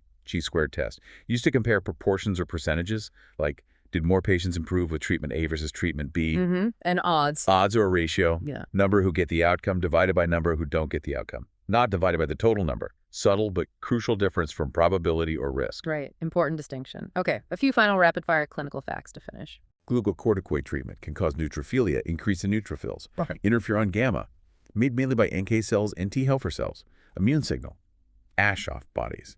Those granulomatous nodules, found in rheumatic heart fever. Giving magnesium sulfate. Monitor reflexes and respiratory rate closely. Too much suppresses them. Recurrent BTE, blood clots. Might consider an IVC filter. Right. Cyclosporin, immunosuppressant, can cause liver toxicity, hepatotoxicity. Yeah. Atrial natriuretic factor, heart hormone. Binds the glycocyclase receptor. Regulates fluid BP. Aspirin. Non-reversible COX-1 and 2 inhibitor. Affect lasts life of the platelet. Myoglobin. Rises thirst in MI, as we said. Type 2 pneumocytes. Secretes surfactant in the lungs. Prevent alveolar collapse. Crucial cell. JVP. Yeah. Jugular venous pulse. The next descent is the fall in atrial pressure during ventricular systole. Abciximab, glycoprotein IB, a receptor antagonist, potent antiplatelet. Okay. Assessing diabetic foot neuropathy. Use a 10-Kochi monofilament. Check sensation. And lastly, yellow fever vaccine. It's a live attenuated vaccine, weakened virus. Wow, what a journey. That was some truly precise and impactful medical information packed in there.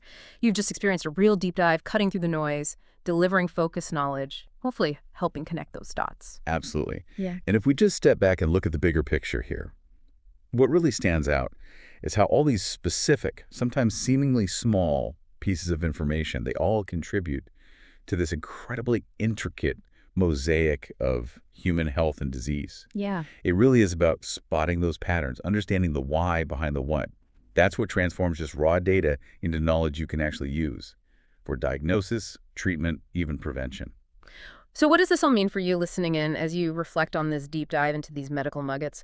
Maybe consider how often those seemingly isolated bits of data, like, the relative bradycardia or a specific genetic marker, how they don't exist alone. Well, They converge, they connect to reveal that complete clinical picture even when things look really complex. So keep that curiosity alive, yeah? Keep diving deep. welcome to the deep dive. We live in an era where information, especially in fields like medicine and biology, is just constantly exploding. It really is. It's dense, it's cutting edge, and honestly, it can be utterly overwhelming trying to keep up. Yeah, definitely. That's precisely why we're here. We've sifted through a stack of incredibly specific, fact-dense sources, Mm. the kind of nuggets that immediately make you feel truly in the know. Uh-huh. And our mission for this deep dive is to extract the most potent insights, sort of connect the dots, and give you that crucial shortcut to being genuinely well-informed. That's absolutely right. And while many of the facts we're about to explore are highly specialized, the real magic, I think, lies in the patterns they reveal Oh boy. and the fundamental principles they highlight. We'll be moving through a fascinating array of details pretty quickly, but our focus isn't just on, reciting facts. Right. It's about triggering those aha moments, helping you see how seemingly disparate pieces of information fit into the grand puzzle of health and disease, hopefully offering a surprising new perspective. Okay, let's unpack this then.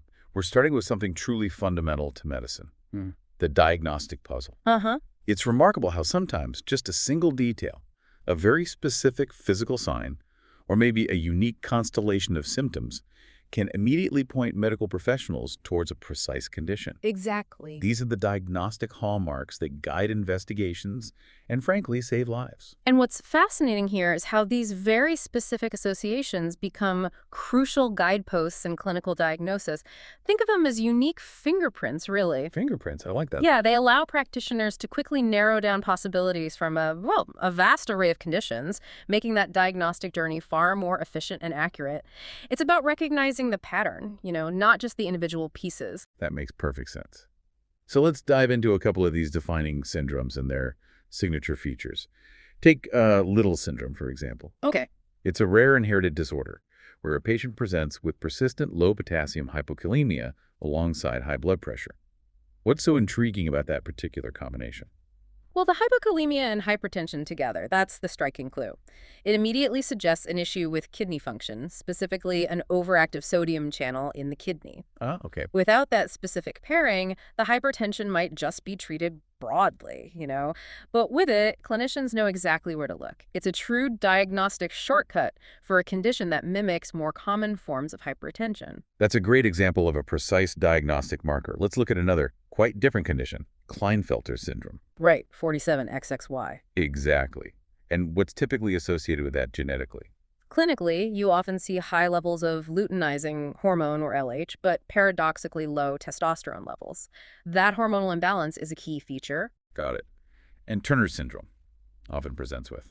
Short stature and primary amenorrhea, lack of periods.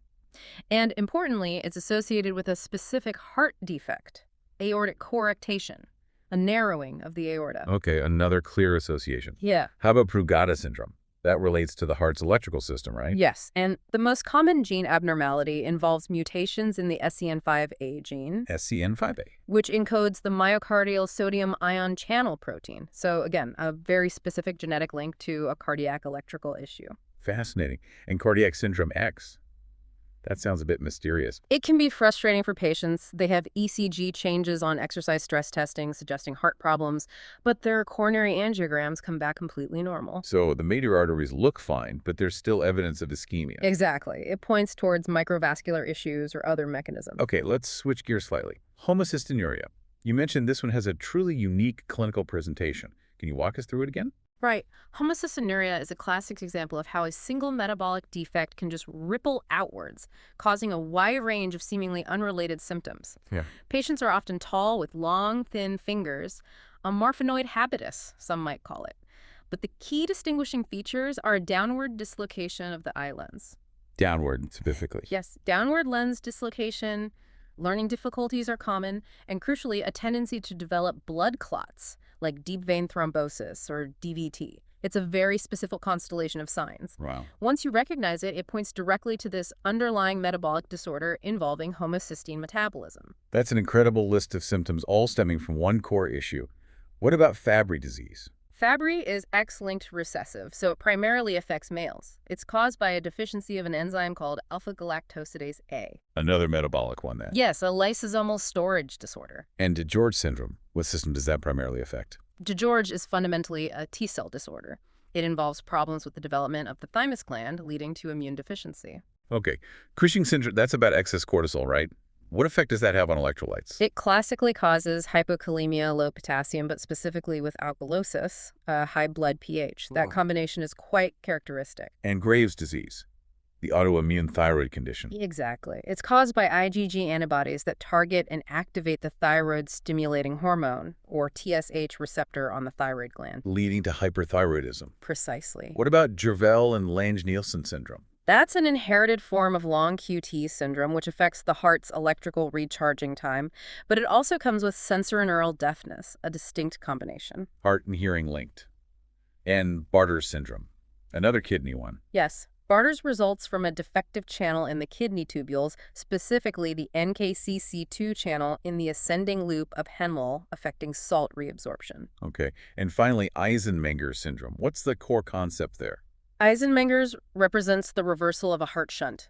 Initially, there might be a left to right shunt, like in a ventricular septal defect, but over time, high pressure builds up in the pulmonary circulation, causing the shunt to reverse direction, becoming right to left.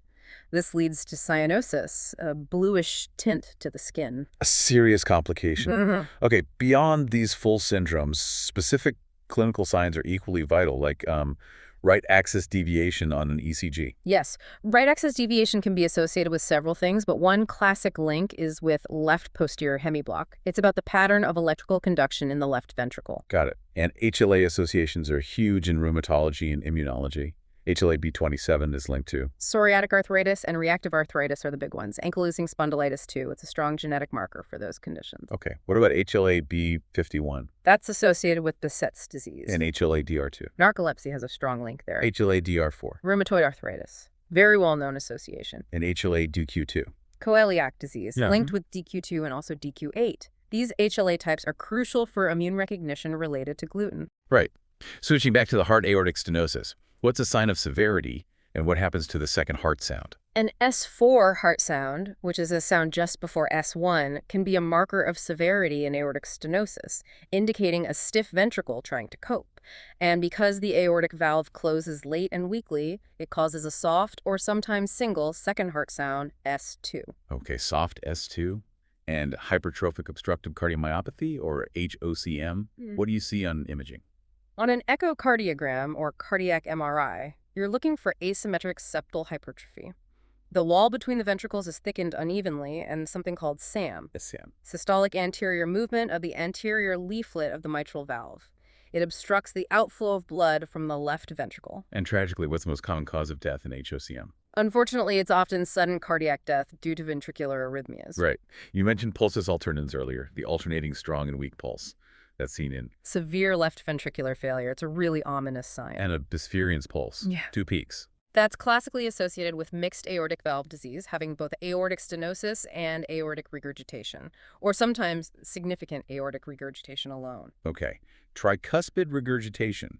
How can you distinguish its murmur from mitral regurgitation on listening? Tricuspid regurgitation typically gets louder during inspiration. This is known as Carvalho's sign. Mitral regurgitation usually doesn't change significantly with breathing. Louder on inspiration. Yeah. Got it. And the JVP, the jugular venous pulse, what causes the C wave? The C wave is caused by the bulging of the tricuspid valve back into the right atrium during ventricular contraction just after the valve closes. Okay. If you see global ST elevation and PR segment depression on an ECG, what should you think of? Widespread concave ST elevation and PR depression strongly suggest pericarditis, inflammation of the sac around the heart. Pericarditis. Good one. We mentioned the painless black Escher for anthrax. What about leprosy? What's a key skin finding? Leprosy classically leads to skin hypopigmentation, areas of skin losing their normal color, often with associated nerve damage causing loss of sensation. Okay. And acromegaly, excess growth hormone. Why the increased sweating? It's actually caused by hypertrophy or enlargement of the sweat glands themselves due to the excess growth hormone. Makes sense. And scurvy, vitamin C deficiency. A classic sign involves the Scurvy causes significant gum disease, bleeding, swelling, even tooth loss. Right. We talked about aspergilloma on X-ray showing that fungal ball, maybe with a crescent sign. Yes, that air crescent sign is quite suggestive. If blood tests show atypical lymphocytes, what infection often comes to mind? Glandular fever, or infectious mononucleosis caused by the Epstein-Barr virus, is the classic cause of atypical lymphocytes on a blood film. Okay. And a returning traveler with a retroorbital headache, fever, facial flushing, maybe a rash, and low platelets. That cluster of symptoms should definitely make you think of dengue fever. Thrombocytopenia, the low platelets, is a key feature. Dengue. Got it. One last one for this section. Non-functioning pituitary adenomas. How are they usually diagnosed if they aren't producing excess hormones? They're often diagnosed late, either due to compressive symptoms like visual field problems from pressing on the optic chiasm, or when they cause deficiencies in other pituitary hormones because the tumor is crowding them out. So mass effect or hormone deficiency. Exactly. Right. So those diagnostic hallmarks really underscore the precision needed in medicine. Now, having explored the what of diagnosis, it's time to sort of pull back the curtain on the how, understanding the underlying mechanisms, how diseases unfold at a cellular or molecular level, and how our medicines precisely intervene that truly brings the clinical picture into focus, doesn't it? Absolutely. This section really gets into the intricate biochemical pathways and physiological changes involved. When you grasp these connections, the link between, basic science and what you actually see in a patient becomes much clearer. It's where the body maybe transforms from a bit of a black box into a meticulously engineered system, albeit one that can go wrong. Absolutely. Let's start with drug mechanisms, which are often incredibly precise. Take sildenafil Viagra. What's its core mechanism of action, and why is that important, perhaps beyond its most well-known use? Right. Sildenafil is a phosphodiesterase type V inhibitor, PDE5 inhibitor. While it's famous for treating erectile dysfunction, its mechanism isn't just about one specific condition. Oh, yeah. By inhibiting this enzyme, PDE5, it prevents the breakdown of cyclic GMP or cGMP. cGMP is a molecule that leads to smooth muscle relaxation. Okay. So this principle of relaxing smooth muscles via this pathway is also harnessed in other areas, like treating pulmonary arterial hypertension.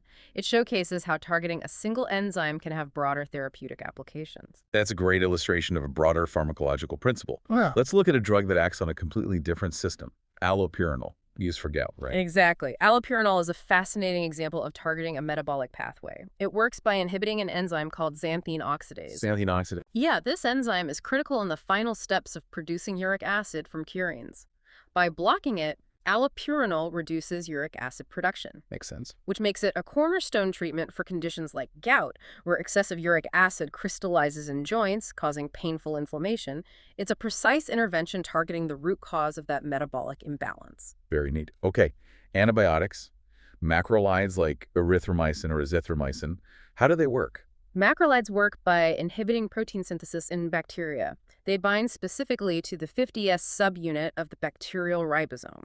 The 50S subunit. Right. By doing that, they stop the bacteria from being able to make the proteins they need to survive and replicate. Got it. How about dabigatran? That's an anticoagulant. Yes, dabigatran is a direct thrombin inhibitor.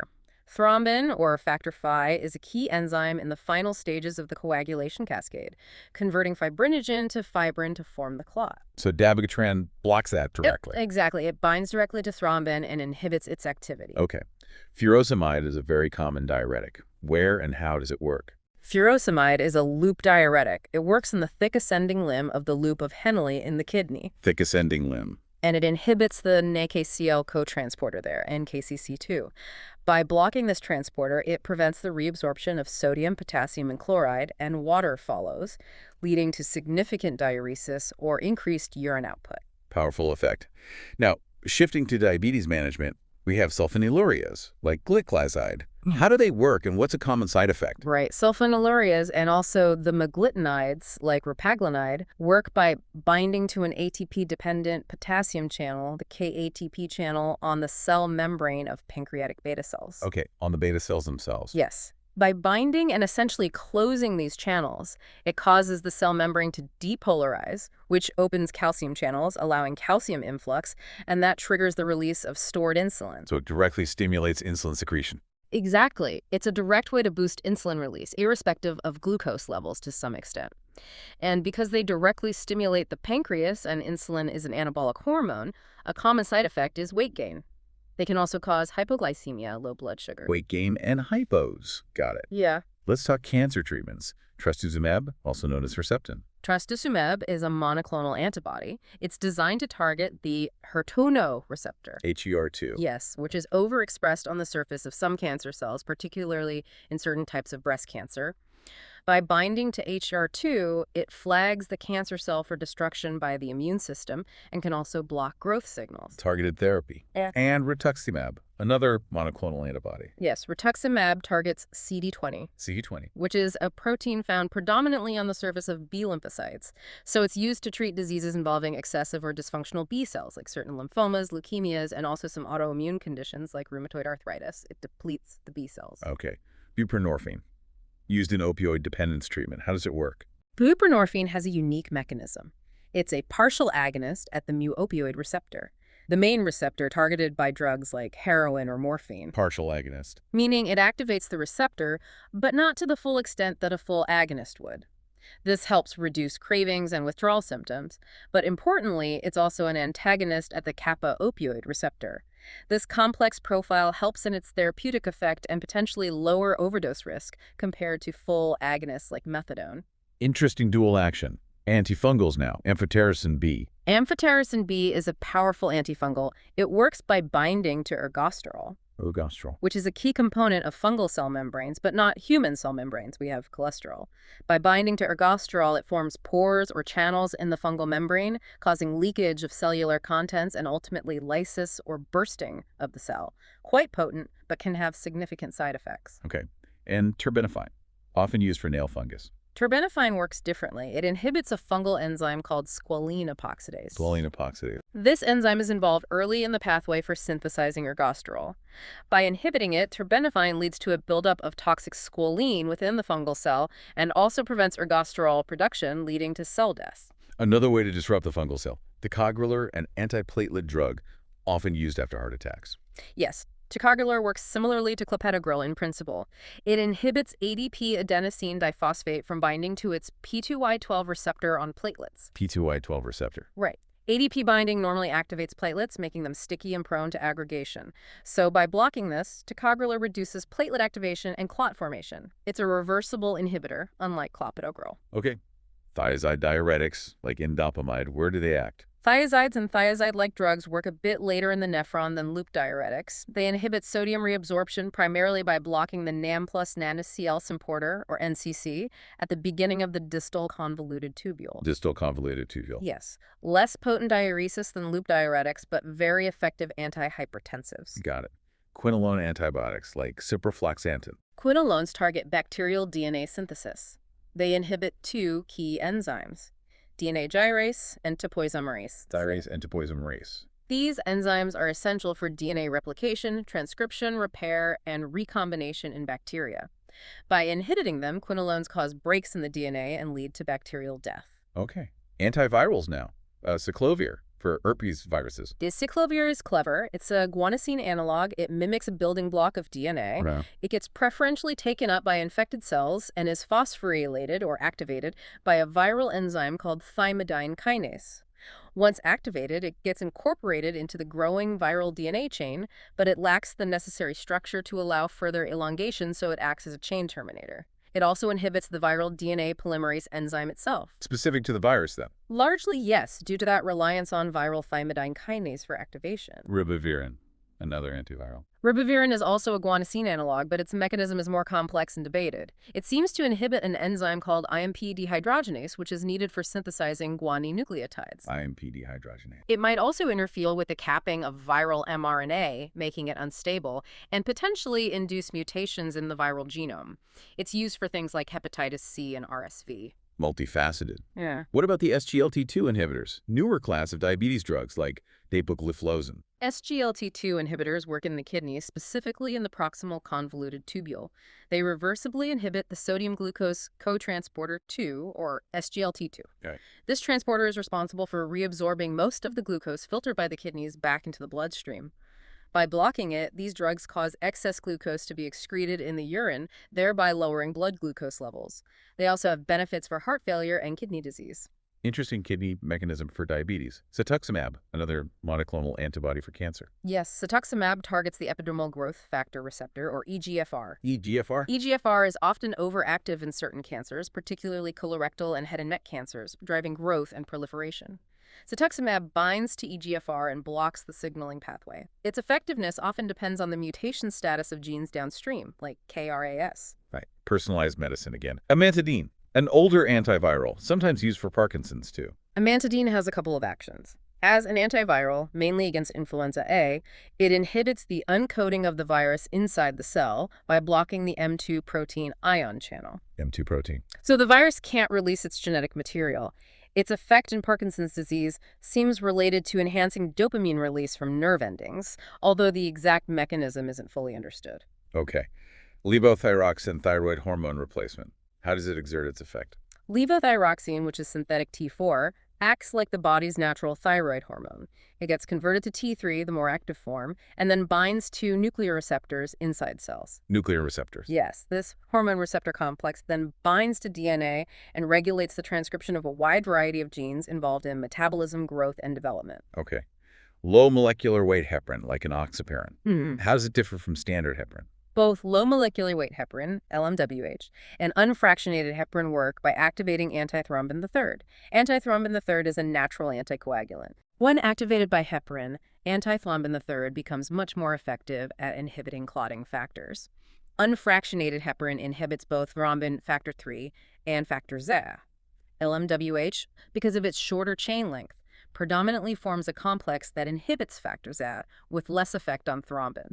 This gives it a more predictable anticoagulant response. More targeted to factor Z. Largely, yes. Dipyridamole. Another antiplatelet, sometimes used in stress testing. Dipyridamole has a couple of actions. It's a non-specific phosphodiesterase inhibitor, which increases levels of cyclic AMP inside platelets, inhibiting their function. It also decreases the cellular uptake of adenosine. Adenosine. Adenosine is a vasodilator and also inhibits platelet function. By blocking its reuptake, dipyridamole increases local adenosine levels. Its vasodilator effect is used in pharmacological cardiac stress testing. Okay. Ambrisentan, used for pulmonary arterial hypertension. Ambrisentan is an endothelin receptor antagonist. Specifically, it targets the endothelin receptor type A, or ETA. ETA antagonist. Endothelin 1 is a potent vasoconstrictor and promotes smooth muscle proliferation. By blocking its receptor, particularly the ETA subtype, which mediates these effects, ambrisentan helps to vasodilate the pulmonary arteries and reduce pressure. Right. A quick note on ciprofloxacin. We mentioned it inhibits DNA synthesis. Any key contraindications or side effects? Yes, importantly, ciprofloxacin and other crenolones are generally contraindicated in patients with G6PD deficiency, as they can potentially trigger hemolysis. Another significant, though less common, side effect is tendinopathy, including tendon rupture, particularly of the Achilles tendon. Tendon issues, okay. Hydrolazine, an older antihypertensive. Hydrolazine is a direct-acting vasodilator. It seems to work primarily on arterioles by increasing levels of cyclic GMP, cGMP, in smooth muscle cells, leading to relaxation. CGMP again. Yes. Interestingly, its metabolism is affected by the patient's acetylator status. Slow acetylators may have higher drug levels and more side effects. Acetylator status, right, and ACE inhibitors. Very common antihypertensive. What's the mechanism behind that persistent cough side effect? ACE inhibitors, like ramipril or lisinopril, work by blocking angiotensin-converting enzyme, which reduces the production of angiotensin II, a potent vasoconstrictor. That's their main benefit. Wow. However, ACE also normally breaks down bradykinin, an inflammatory peptide.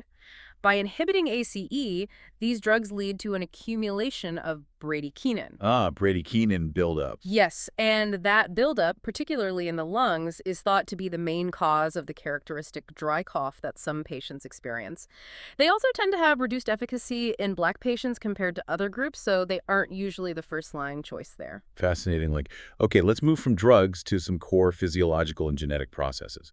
What triggers ovulation? The LH surge. A sharp spike in luteinizing hormone from the pituitary gland is the direct trigger for the mature follicle in the ovary to rupture and release the egg. The LH surge. Got it. We touched on the P450 system for drug metabolism. Can you recap key inducers and inhibitors, maybe especially relating to HIV drugs? Sure. The P450 system is critical for metabolizing many drugs, including antiretrovirals used for HIV. Some drugs act as inducers, speeding up metabolism. Classic examples are rifampicin, an anti-TB drug, and some anticonvulsants like carbamazepine. Nevirapine, an NNRTI used in HIV, can also be an inducer. Okay, inducers speed things up. Right. Then you have inhibitors, which slow metabolism down, potentially increasing levels of other drugs. Protease inhibitors used in HIV are generally potent P450 inhibitors. Isoniazid, another anti-TB drug, is also an inhibitor. These interactions are really important when managing HIV alongside other conditions like TB. Complex interactions.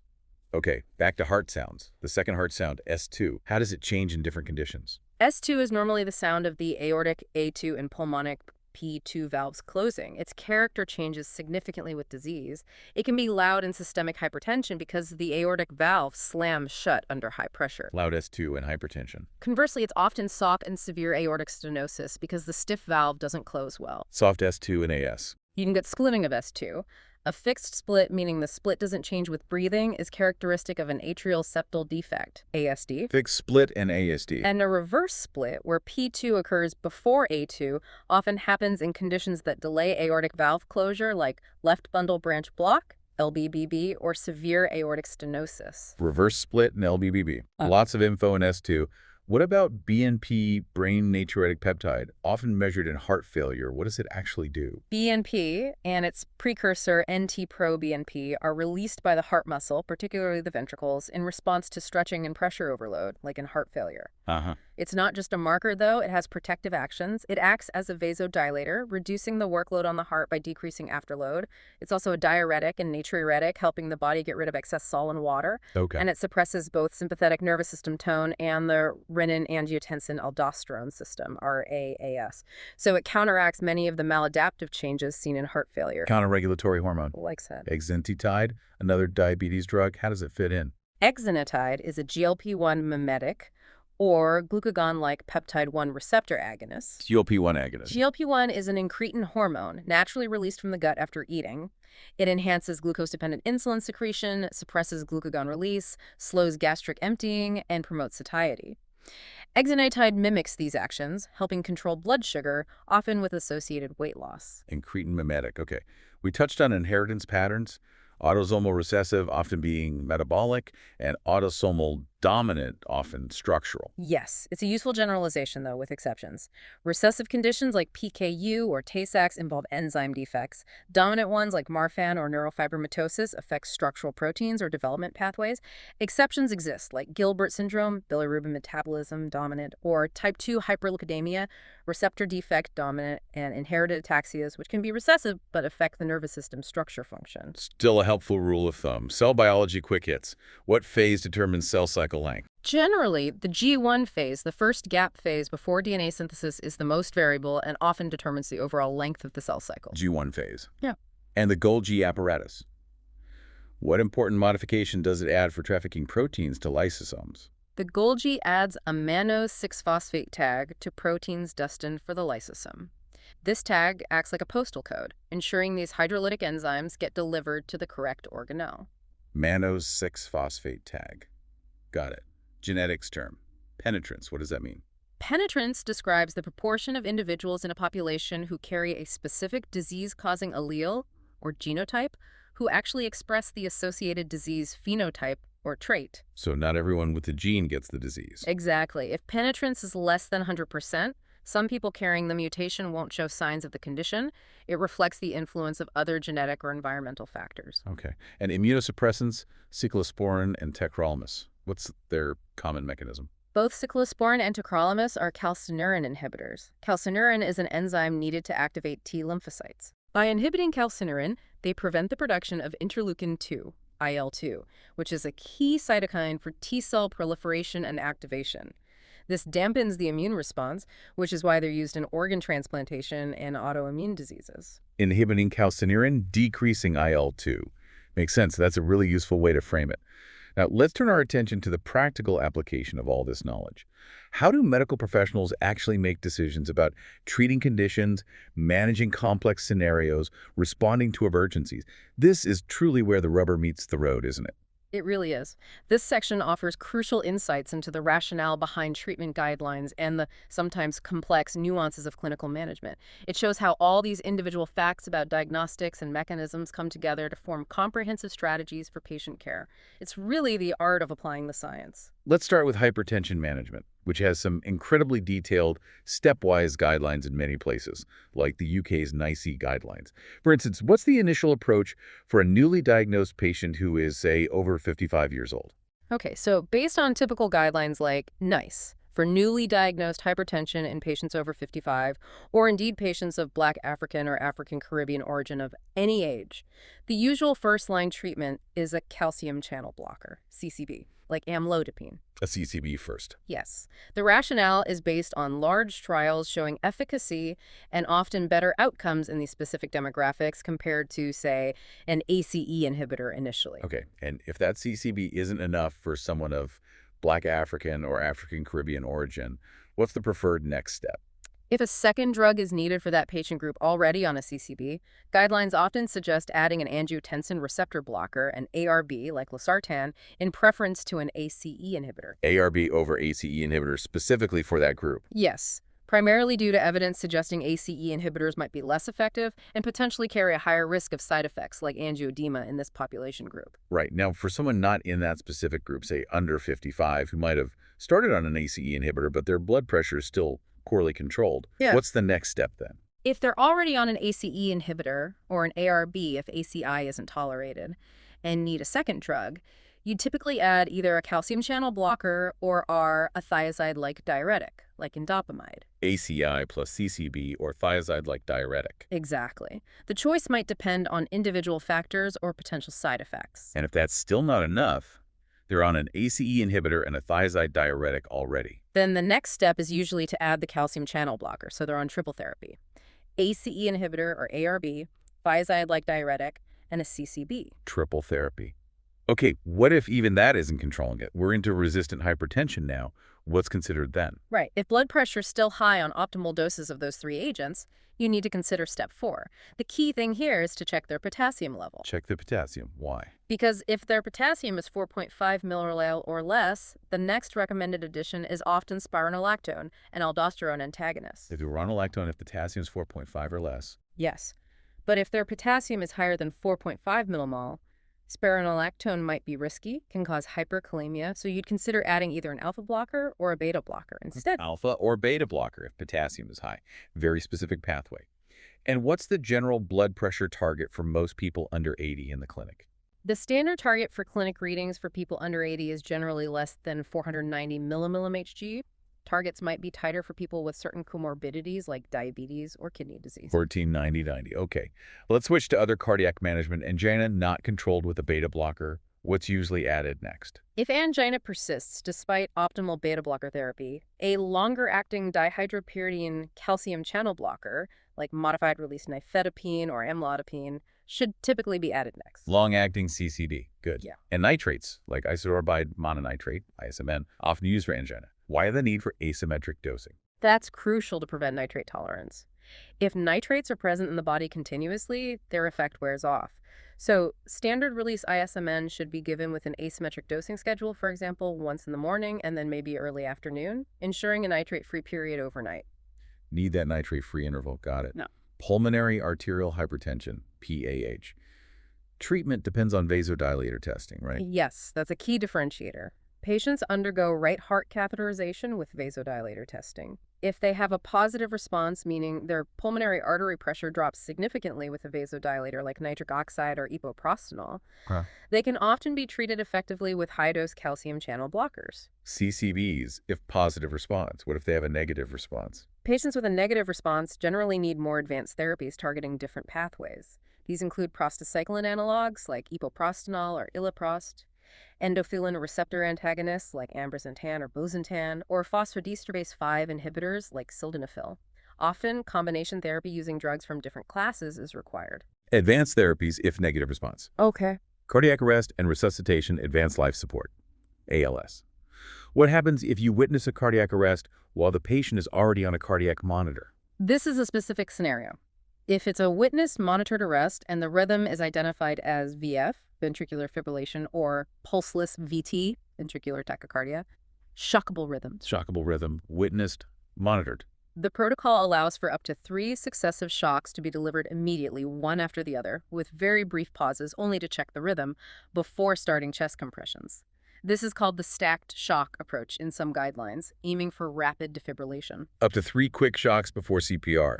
What's the standard recommended adrenaline dose during ALS? The standard dose of adrenaline, epinephrine, during advanced life support is 1 milligram, typically given intravenously or intraosseously every 3 to 5 minutes during CPR for both shockable and non-shockable rhythms after initial shock checks. 1 milligram every 3 to 5 minutes. When should adrenaline be given in a non-shockable rhythm like PEA or a systole? In non-shockable rhythms, adrenaline should be given as soon as possible after rhythm identification and securing IVIO access.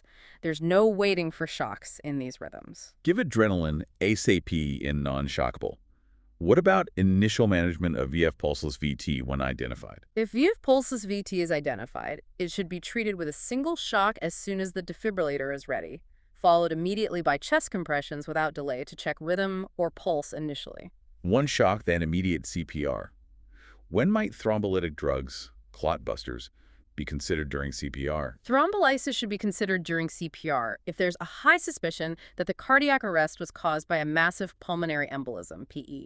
It's a specific indication in that context. Consider thrombolysis if PE is suspected. And electrical cardioversion for unstable tachycardias. How does it differ from defibrillation in terms of timing?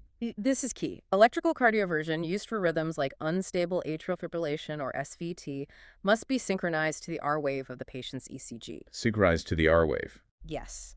This avoids delivering the shock during the vulnerable T wave period, which could potentially induce VF. Defibrillation for VFVT is unsynchronized because there's no organized rhythm to sync with. Sync for cardioversion, unsync for defibrillation. Got it. Moving to infectious diseases. MRSA infections, methicillin-resistant Staph aureus. What's a key antibiotic? Vancomycin remains a mainstay treatment for serious MRSA infections, particularly bloodstream infections or pneumonia. Other options like linezolid or daptomycin might also be used depending on the site and sensitivity. Vancomycin is key.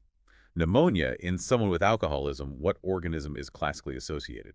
Klebsiella pneumonia is classically associated with pneumonia, often severe and causing lung abscesses or current jelly sputum, particularly in individuals with alcohol use disorder or diabetes. Klebsiella. Okay. Bacterial vaginosis, BV. What's the underlying issue in usual treatment? BV isn't really an infection with one bug, but rather an overgrowth and imbalance of the normal vaginal flora. There's an overgrowth of predominantly anaerobic bacteria, with Gardnerella vaginalis being prominent, and a decrease in beneficial lactobacilli. Imbalance, not just infection. Exactly. The standard treatment is oral metronidazole. Metronidazole gonorrhea. What's the current treatment of choice? Due to increasing resistance, the current recommended treatment for uncomplicated gonorrhea is typically a single intramuscular injection of ceftriaxone, often combined with oral azithromycin, although guidance changes based on resistance patterns. Intramuscular ceftriaxone. Early Lyme disease, say from a tick bite with the characteristic rash. For early localized Lyme disease, like the erythema migrans rash, the first-line treatment is usually a 14 to 21-day course of oral doxycycline. Amoxicillin or cefuroxime are alternatives if doxycycline can't be used. Doxycycline for Lyme. What about non-falciparum malaria, the kinds that can relapse? For acute treatment of non-falciparum malaria, like Plasmodium vivax or Oval, the treatment of choice is often an artemisinin-based combination therapy, ACT, or, if sensitive, chloroquine. ACT or chloroquine for acute. But crucially, to prevent relapse from dormant liver stages called hypnozoites, you also need to give primaquine after checking the patient's G6PD status, as primaquine can cause hemolysis in G6PD deficient individuals. Primaquine for the liver stages. G6PD check needed. Okay, HIV management. When should antiretroviral therapy, ART, generally be started? Current guidelines strongly recommend starting RD as soon as possible after an HIV diagnosis, regardless of CD4 count. Early treatment improves outcomes and reduces transmission risk. Test and treat is the approach. Start ART ASAP. What determines the risk of HIV transmission after a needle stick injury? The single most important factor determining the risk of transmission after a needle stick exposure is the viral load of the source patient. Higher viral load means higher risk. Other factors include the depth of injury and type of needle. Viral load is key. Visceral leishmaniasis, CAL-SR. What's a recommended treatment? Sodium stibogluconate, an antimony compound, has traditionally been a recommended treatment, particularly in some regions. However, other agents like liposomal amphotericin B or miltefosine are increasingly used due to resistance and toxicity issues with antimony. Treatment choice depends heavily on the geographic region and species. Sodium stibogluconate, but others use too. Oh, okay. Infective endocarditis, infection of the heart valves. What's the most common overall cause? Overall, Staphylococcus aureus is now the most common cause of infective endocarditis in many developed countries. Staph aureus overall. What if it occurs less than 2 months after heart valve surgery? Early prosthetic valve endocarditis, 2 months post-op, is often caused by Staphylococcus epidermidis, a common skin bacteria likely introduced during surgery. Staph epidermidis early post-op. What about among people who inject drugs? Among intravenous drug users, Staphylococcus aureus is again the most common culprit, often affecting the right-sided heart valves like the tricuspid. Staph aureus in IVDU. And if someone has poor dental hygiene? Poor dental hygiene increases the risk of endocarditis caused by viridans group Streptococci, like Streptococcus sanguinis, which are part of the normal oral flora and can enter the bloodstream during dental procedures or even brushing. Viridans strep with poor hygiene. Is there a specific bacteria linked with colorectal cancer? Yes, Streptococcus galolyticus, which is a subtype of Streptococcus bovis, has a well-established association with underlying colorectal cancer. Finding this bacteria in blood cultures warrants investigation of the colon. Strep galolyticus, bovis, and colon cancer. Is routine antibiotic prophylaxis recommended before dental procedures in the UK to prevent endocarditis? No, routine antibiotic prophylaxis solely to prevent infective endocarditis is generally not recommended in the UK for patients undergoing dental or other procedures, even those at high risk. This changed some years ago based on assessment of risks and benefits. Not routinely recommended in the UK. Okay. Diabetes management again. What things might worsen glycemic control? Several medications can worsen blood sugar control. Interferon alpha is known to potentially trigger autoimmune diabetes or worsen existing control. Nicotinic acid, niacin, used for cholesterol, can also increase blood glucose levels. Steroids are a major culprit too. Interferon alpha, nicotinic acid. Gestational diabetes if diet and metformin aren't enough. If blood glucose targets are not met with diet and exercise, and then metformin in gestational diabetes, then insulin therapy should be added or substituted. Globenclamide might be considered in some cases, but insulin is often preferred. Add insulin. What if someone can't tolerate standard metformin due to gastrointestinal side effects? Before switching to a completely different second-line agent, it's usually recommended to try a modified release, MR or XR, formulation of metformin. These are often better tolerated in terms of GI side effects. Try modified release metformin first.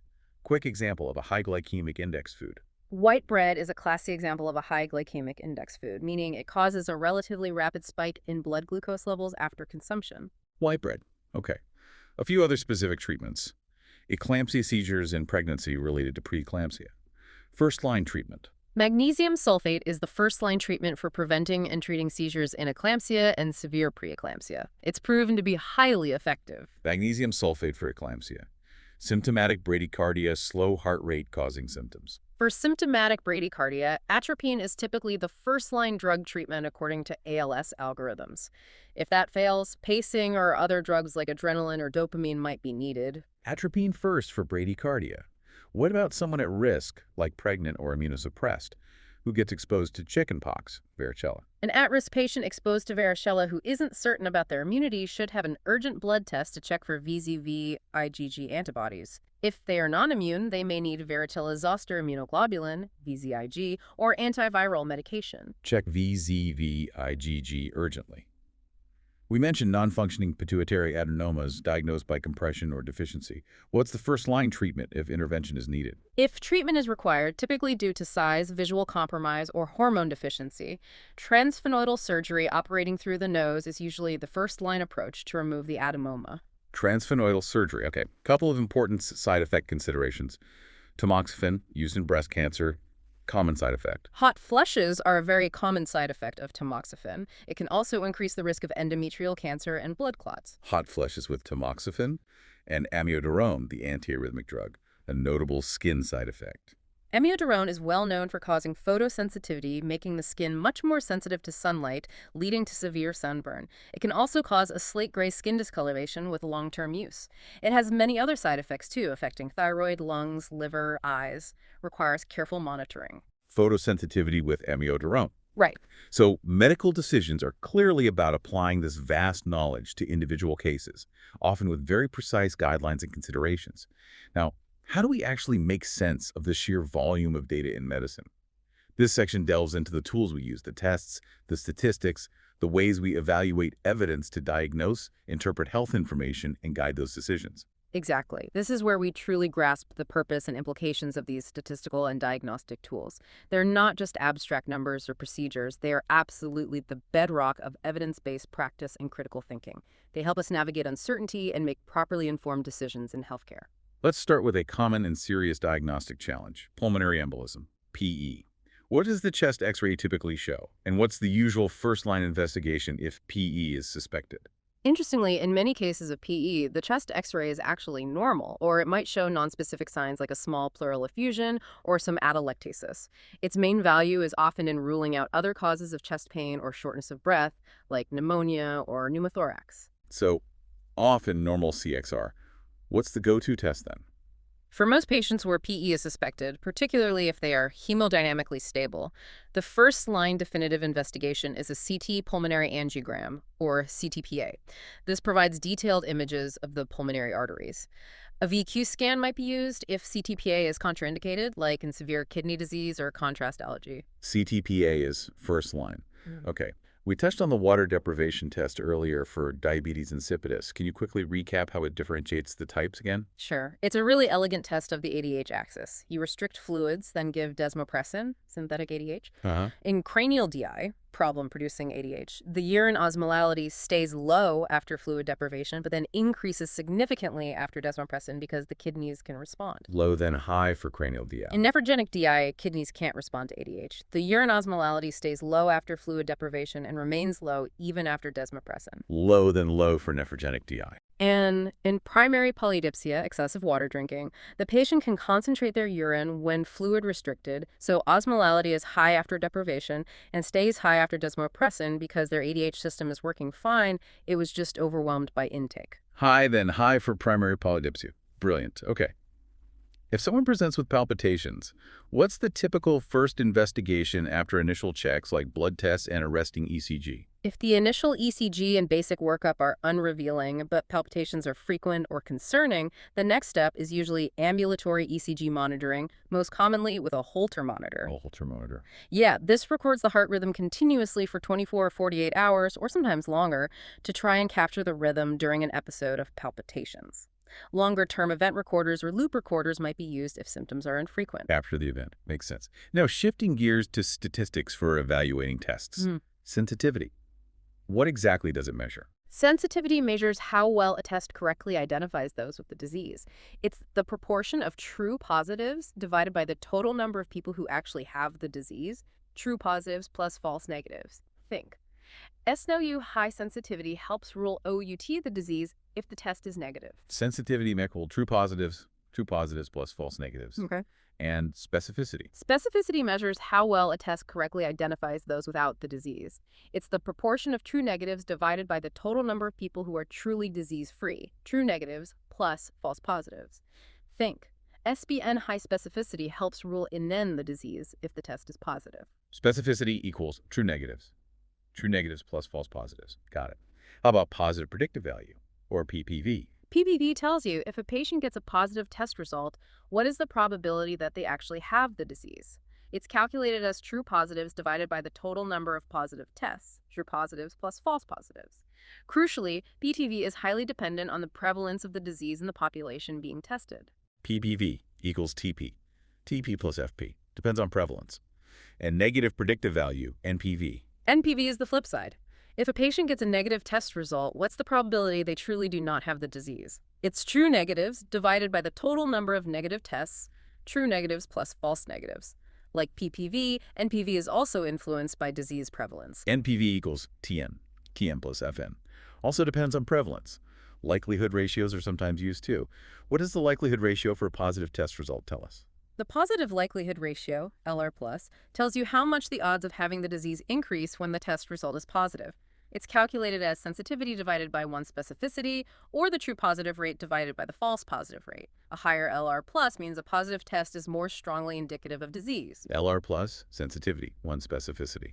Increases odds of positive, and the likelihood ratio for a negative test result, LR. The negative likelihood ratio, LR, tells you how much the odds of having the disease decrease when the test result is negative. It's calculated as 1 sensitivity divided by specificity, or the false negative rate divided by the true negative rate. A lower LR, closer to 0, means a negative test is more effective at ruling out the disease. LR equals 1 sensitivity specificity. Decreases odds if negative.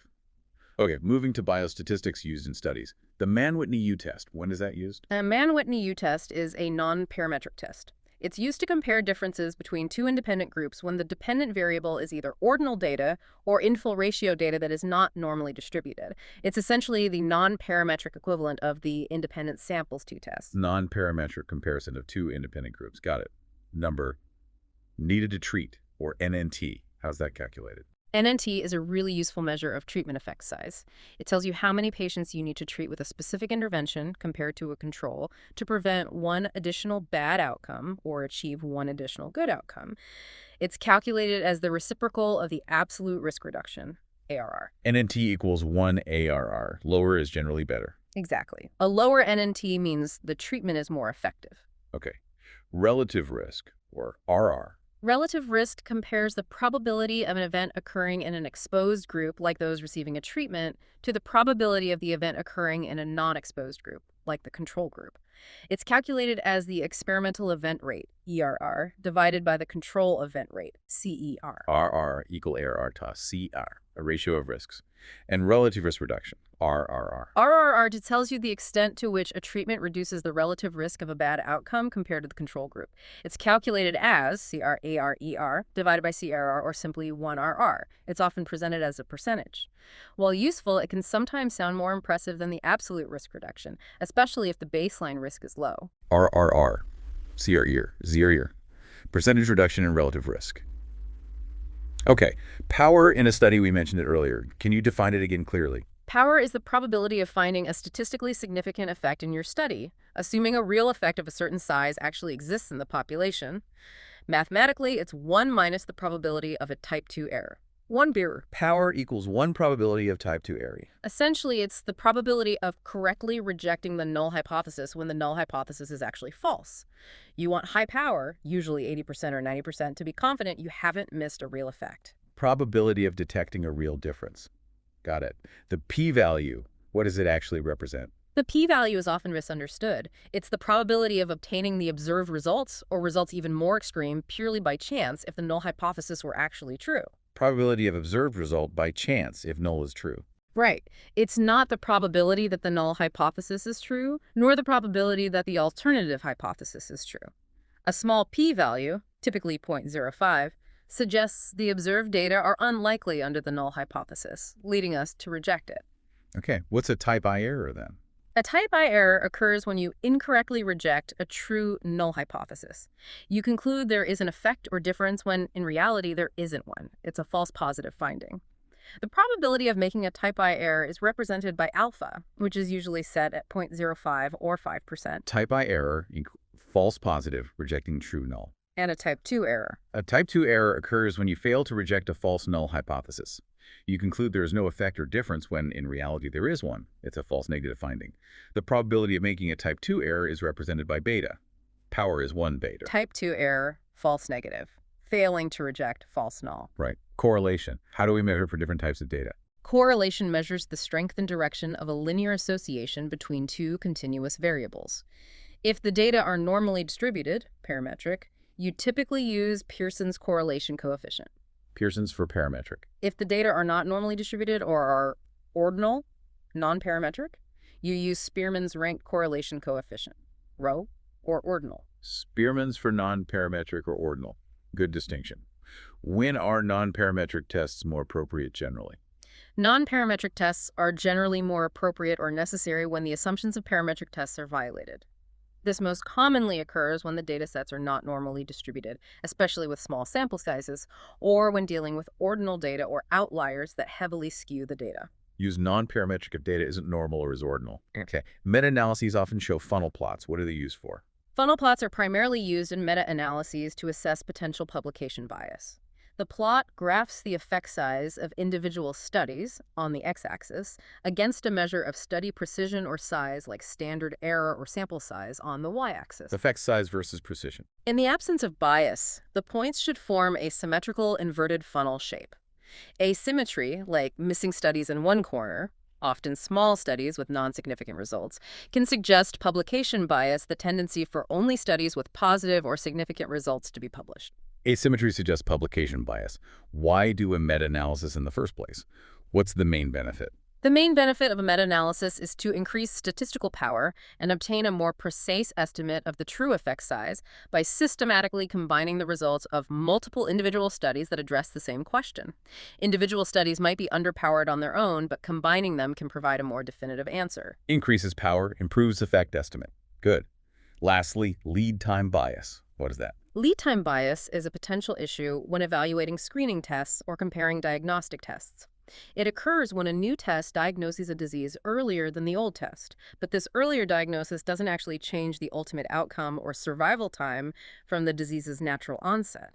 It creates an illusion of improved survival simply because the diagnosis point was shifted earlier, increasing the measured time from diagnosis to death. Earlier diagnosis without changing outcome. Creates illusion of benefit. Right. That really drives home why understanding study design and data is so vital. Now, let's pivot finally to the invisible world of microbes and how they interact with us, causing diseases and influencing treatment strategies. This is an area that directly impacts our daily lives in often profound ways. Absolutely. And what's crucial here, I think, is understanding the specific characteristics of these microorganisms, not just, what they are, but the unique ways they are transmitted or the specific pathology they cause. That knowledge directly informs our approach to prevention, diagnosis, and of course treatment, giving us the tools to combat these microscopic invaders. Let's start with some basic bacterial identification using gram staining. Enterococci, gram-positive or negative, cocci or rods. Enterococci, like Enterococcus faecalis or faecium, are gram-positive cocci. They often appear in pairs or short chains. They're part of the normal gut flora but can cause opportunistic infections like UTIs or endocarditis. Gram-positive cocci, Listeria monocytogenes. Listeria is a gram-positive rod. It's famous for causing foodborne illness, particularly in pregnant women, newborns, and the immunocompromised, and can cause meningitis. Gram-positive rod, Clostridium species like C. diff or C. tetani. Clostridium species are also gram-positive rods. Many are anaerobic and form spores, which helps them survive harsh conditions. Gram-positive rods, often anaerobic, spore-forming. Okay, switching to gram-negatives, Moraxella catarrhalis. Moraxella catarrhalis is a gram-negative coccus, often appearing as diplococci in pairs. It's a common cause of respiratory tract infections like otitis media, sinusitis, and bronchitis, especially exacerbations of COPD. Gram-negative cocci, diplococci. And Neisseria gonorrhea, the cause of gonorrhea. Neisseria gonorrhea is also a gram-negative coccus, typically seen as intracellular diplococci within neutrophils on a gram stain of discharge. Gram-negative cocci, intracellular diplococci. Good reminders. Now, specific infections and their causes or transmission. Bacillus, serious food poisoning characteristic food source. We touched on this. Bacillus cereus characteristically occurs after eating rice, particularly fried rice, that has been cooked and then cooled slowly or improperly reheated. The heat-resistant spores survive cooking and germinate if the rice is kept at ambient temperatures. Reheated rice is the classic link. Strongyloids stercoralis, that's a parasitic roundworm. How does it typically enter the body? Strongyloids larvae typically gain access to the body by penetrating intact skin, usually when someone walks barefoot on contaminated soil. They then travel through the bloodstream to the lungs, are coughed up, swallowed, and mature in the intestines. It can cause a hyperinfection syndrome in immunocompromised people. Penetrates the skin. Cat scratch disease. Caused by. Cat scratch disease is caused by the bacterium Bartonella henselae, usually transmitted via a scratch or bite from an infected cat, often a kitten. It typically causes swollen lymph nodes near the site of the scratch. Bartonella henselae from cats. Lymphogranuloma venereum, or LGV. A sexually transmitted infection. LGV is caused by specific invasive cerevars, L1, L2, L3, of Chlamydia trachomatis. It causes more severe disease than the typical urethral or cervical chlamydia infection, often involving painful swollen lymph node, buboes, in the groin. Invasive chlamydia trachomatis cerevars. Granuloma inguinale, another STI causing ulcers. Granuloma inguinale, also known as donovanosis, is caused by the bacterium Klebsiella granulomatis, formerly Calamatorbacterium granulomatis. It causes characteristic painless, progressive, ulcerative lesions, often on the genitals or groin, that bleed easily. You see Donovan bodies inside cells on microscopy. Klebsiella granulomatis. Okay. We mentioned Kaposi's sarcoma earlier. Caused by which virus? Kaposi's sarcoma is caused by human herpes virus 8, HHV8, also known sometimes as KSHV, Kaposi's sarcoma-associated herpes virus. HHV8. Lassa fever, a viral hemorrhagic fever. How is it contracted? Lassa fever is primarily contracted through contact with the excreta, urine or feces, of infected multi-mammat rats, the Mastomys rodent, which are common in parts of West Africa. Food or surfaces can be contaminated. Person-to-person spread can also occur through contact with bodily fluids of an infected individual, especially in healthcare settings. Infected rat excreta or person-to-person. Measles. How is that spread? Measles is highly contagious and spreads primarily through aerosol transmission. Infectious droplets produced when an infected person coughs or sneezes remain airborne for some time. Aerosol transmission for measles. In an HIV-positive patient who develops gradually worsening speech, behavioral problems, and coordination difficulties, what opportunistic infection might cause multifocal, non-enhancing brain lesions on MRI? That clinical picture in an HIV patient, particularly with multifocal white matter lesions on MRI that typically don't enhance with contrast, is highly suggestive of progressive multifocal leukoencephalopathy, or PML, which is caused by the JC virus, John Cunningham virus. JC virus causing PML. In cervical cancer, we know the main cause is HPV. Any other significant risk factors? Yes, while human papillomavirus infection, especially types 16, 18, and 33, is by far the most important risk factor, another major one is cigarette smoking. Women who smoke are estimated to be at about a twofold increased risk of developing cervical cancer compared to non-smokers. Other factors include immunodeficiency, like HIV, and long-term oral contraceptive use. Smoking increases risk significantly too. Wow. We have just torn through an incredible breadth of information in this deep dive, haven't we? We certainly have. From, incredibly specific diagnostic clues like a distinctive pulse or a skin lesion, right through to the precision of drug mechanisms at the molecular level. Then the systematic approach to treating complex conditions like hypertension, step-by-step, and even the fundamental statistics that underpin all medical evidence. Yeah. This has truly shown how diverse and often seemingly disparate facts can be, yet how they all contribute in some way to the grand tapestry of understanding health and disease. That's a great way to put it. Each of these nuggets, as you called them, represents a piece of critical knowledge. Sometimes they provide a shortcut to being genuinely well-informed in fields that are just constantly rapidly evolving. Right. It truly underscores the ongoing process of scientific discovery and that constant interplay between foundational science, understanding the mechanisms, and its practical application in medicine, in clinical decisions. It's about seeing the threads that connect everything. Absolutely. So as you go about your day, maybe consider how rapidly new information is emerging in all these fields we've touched upon. What new nuggets are being discovered right now that will change our understanding of health and disease? Hmm. And how might they connect back to the knowledge we've just explored? Perhaps a newly identified genetic susceptibility, a novel drug target pinpointed, or maybe a breakthrough diagnostic tool using AI is being revealed even as we speak, all poised to reshape tomorrow's medicine. It never really stops, does it?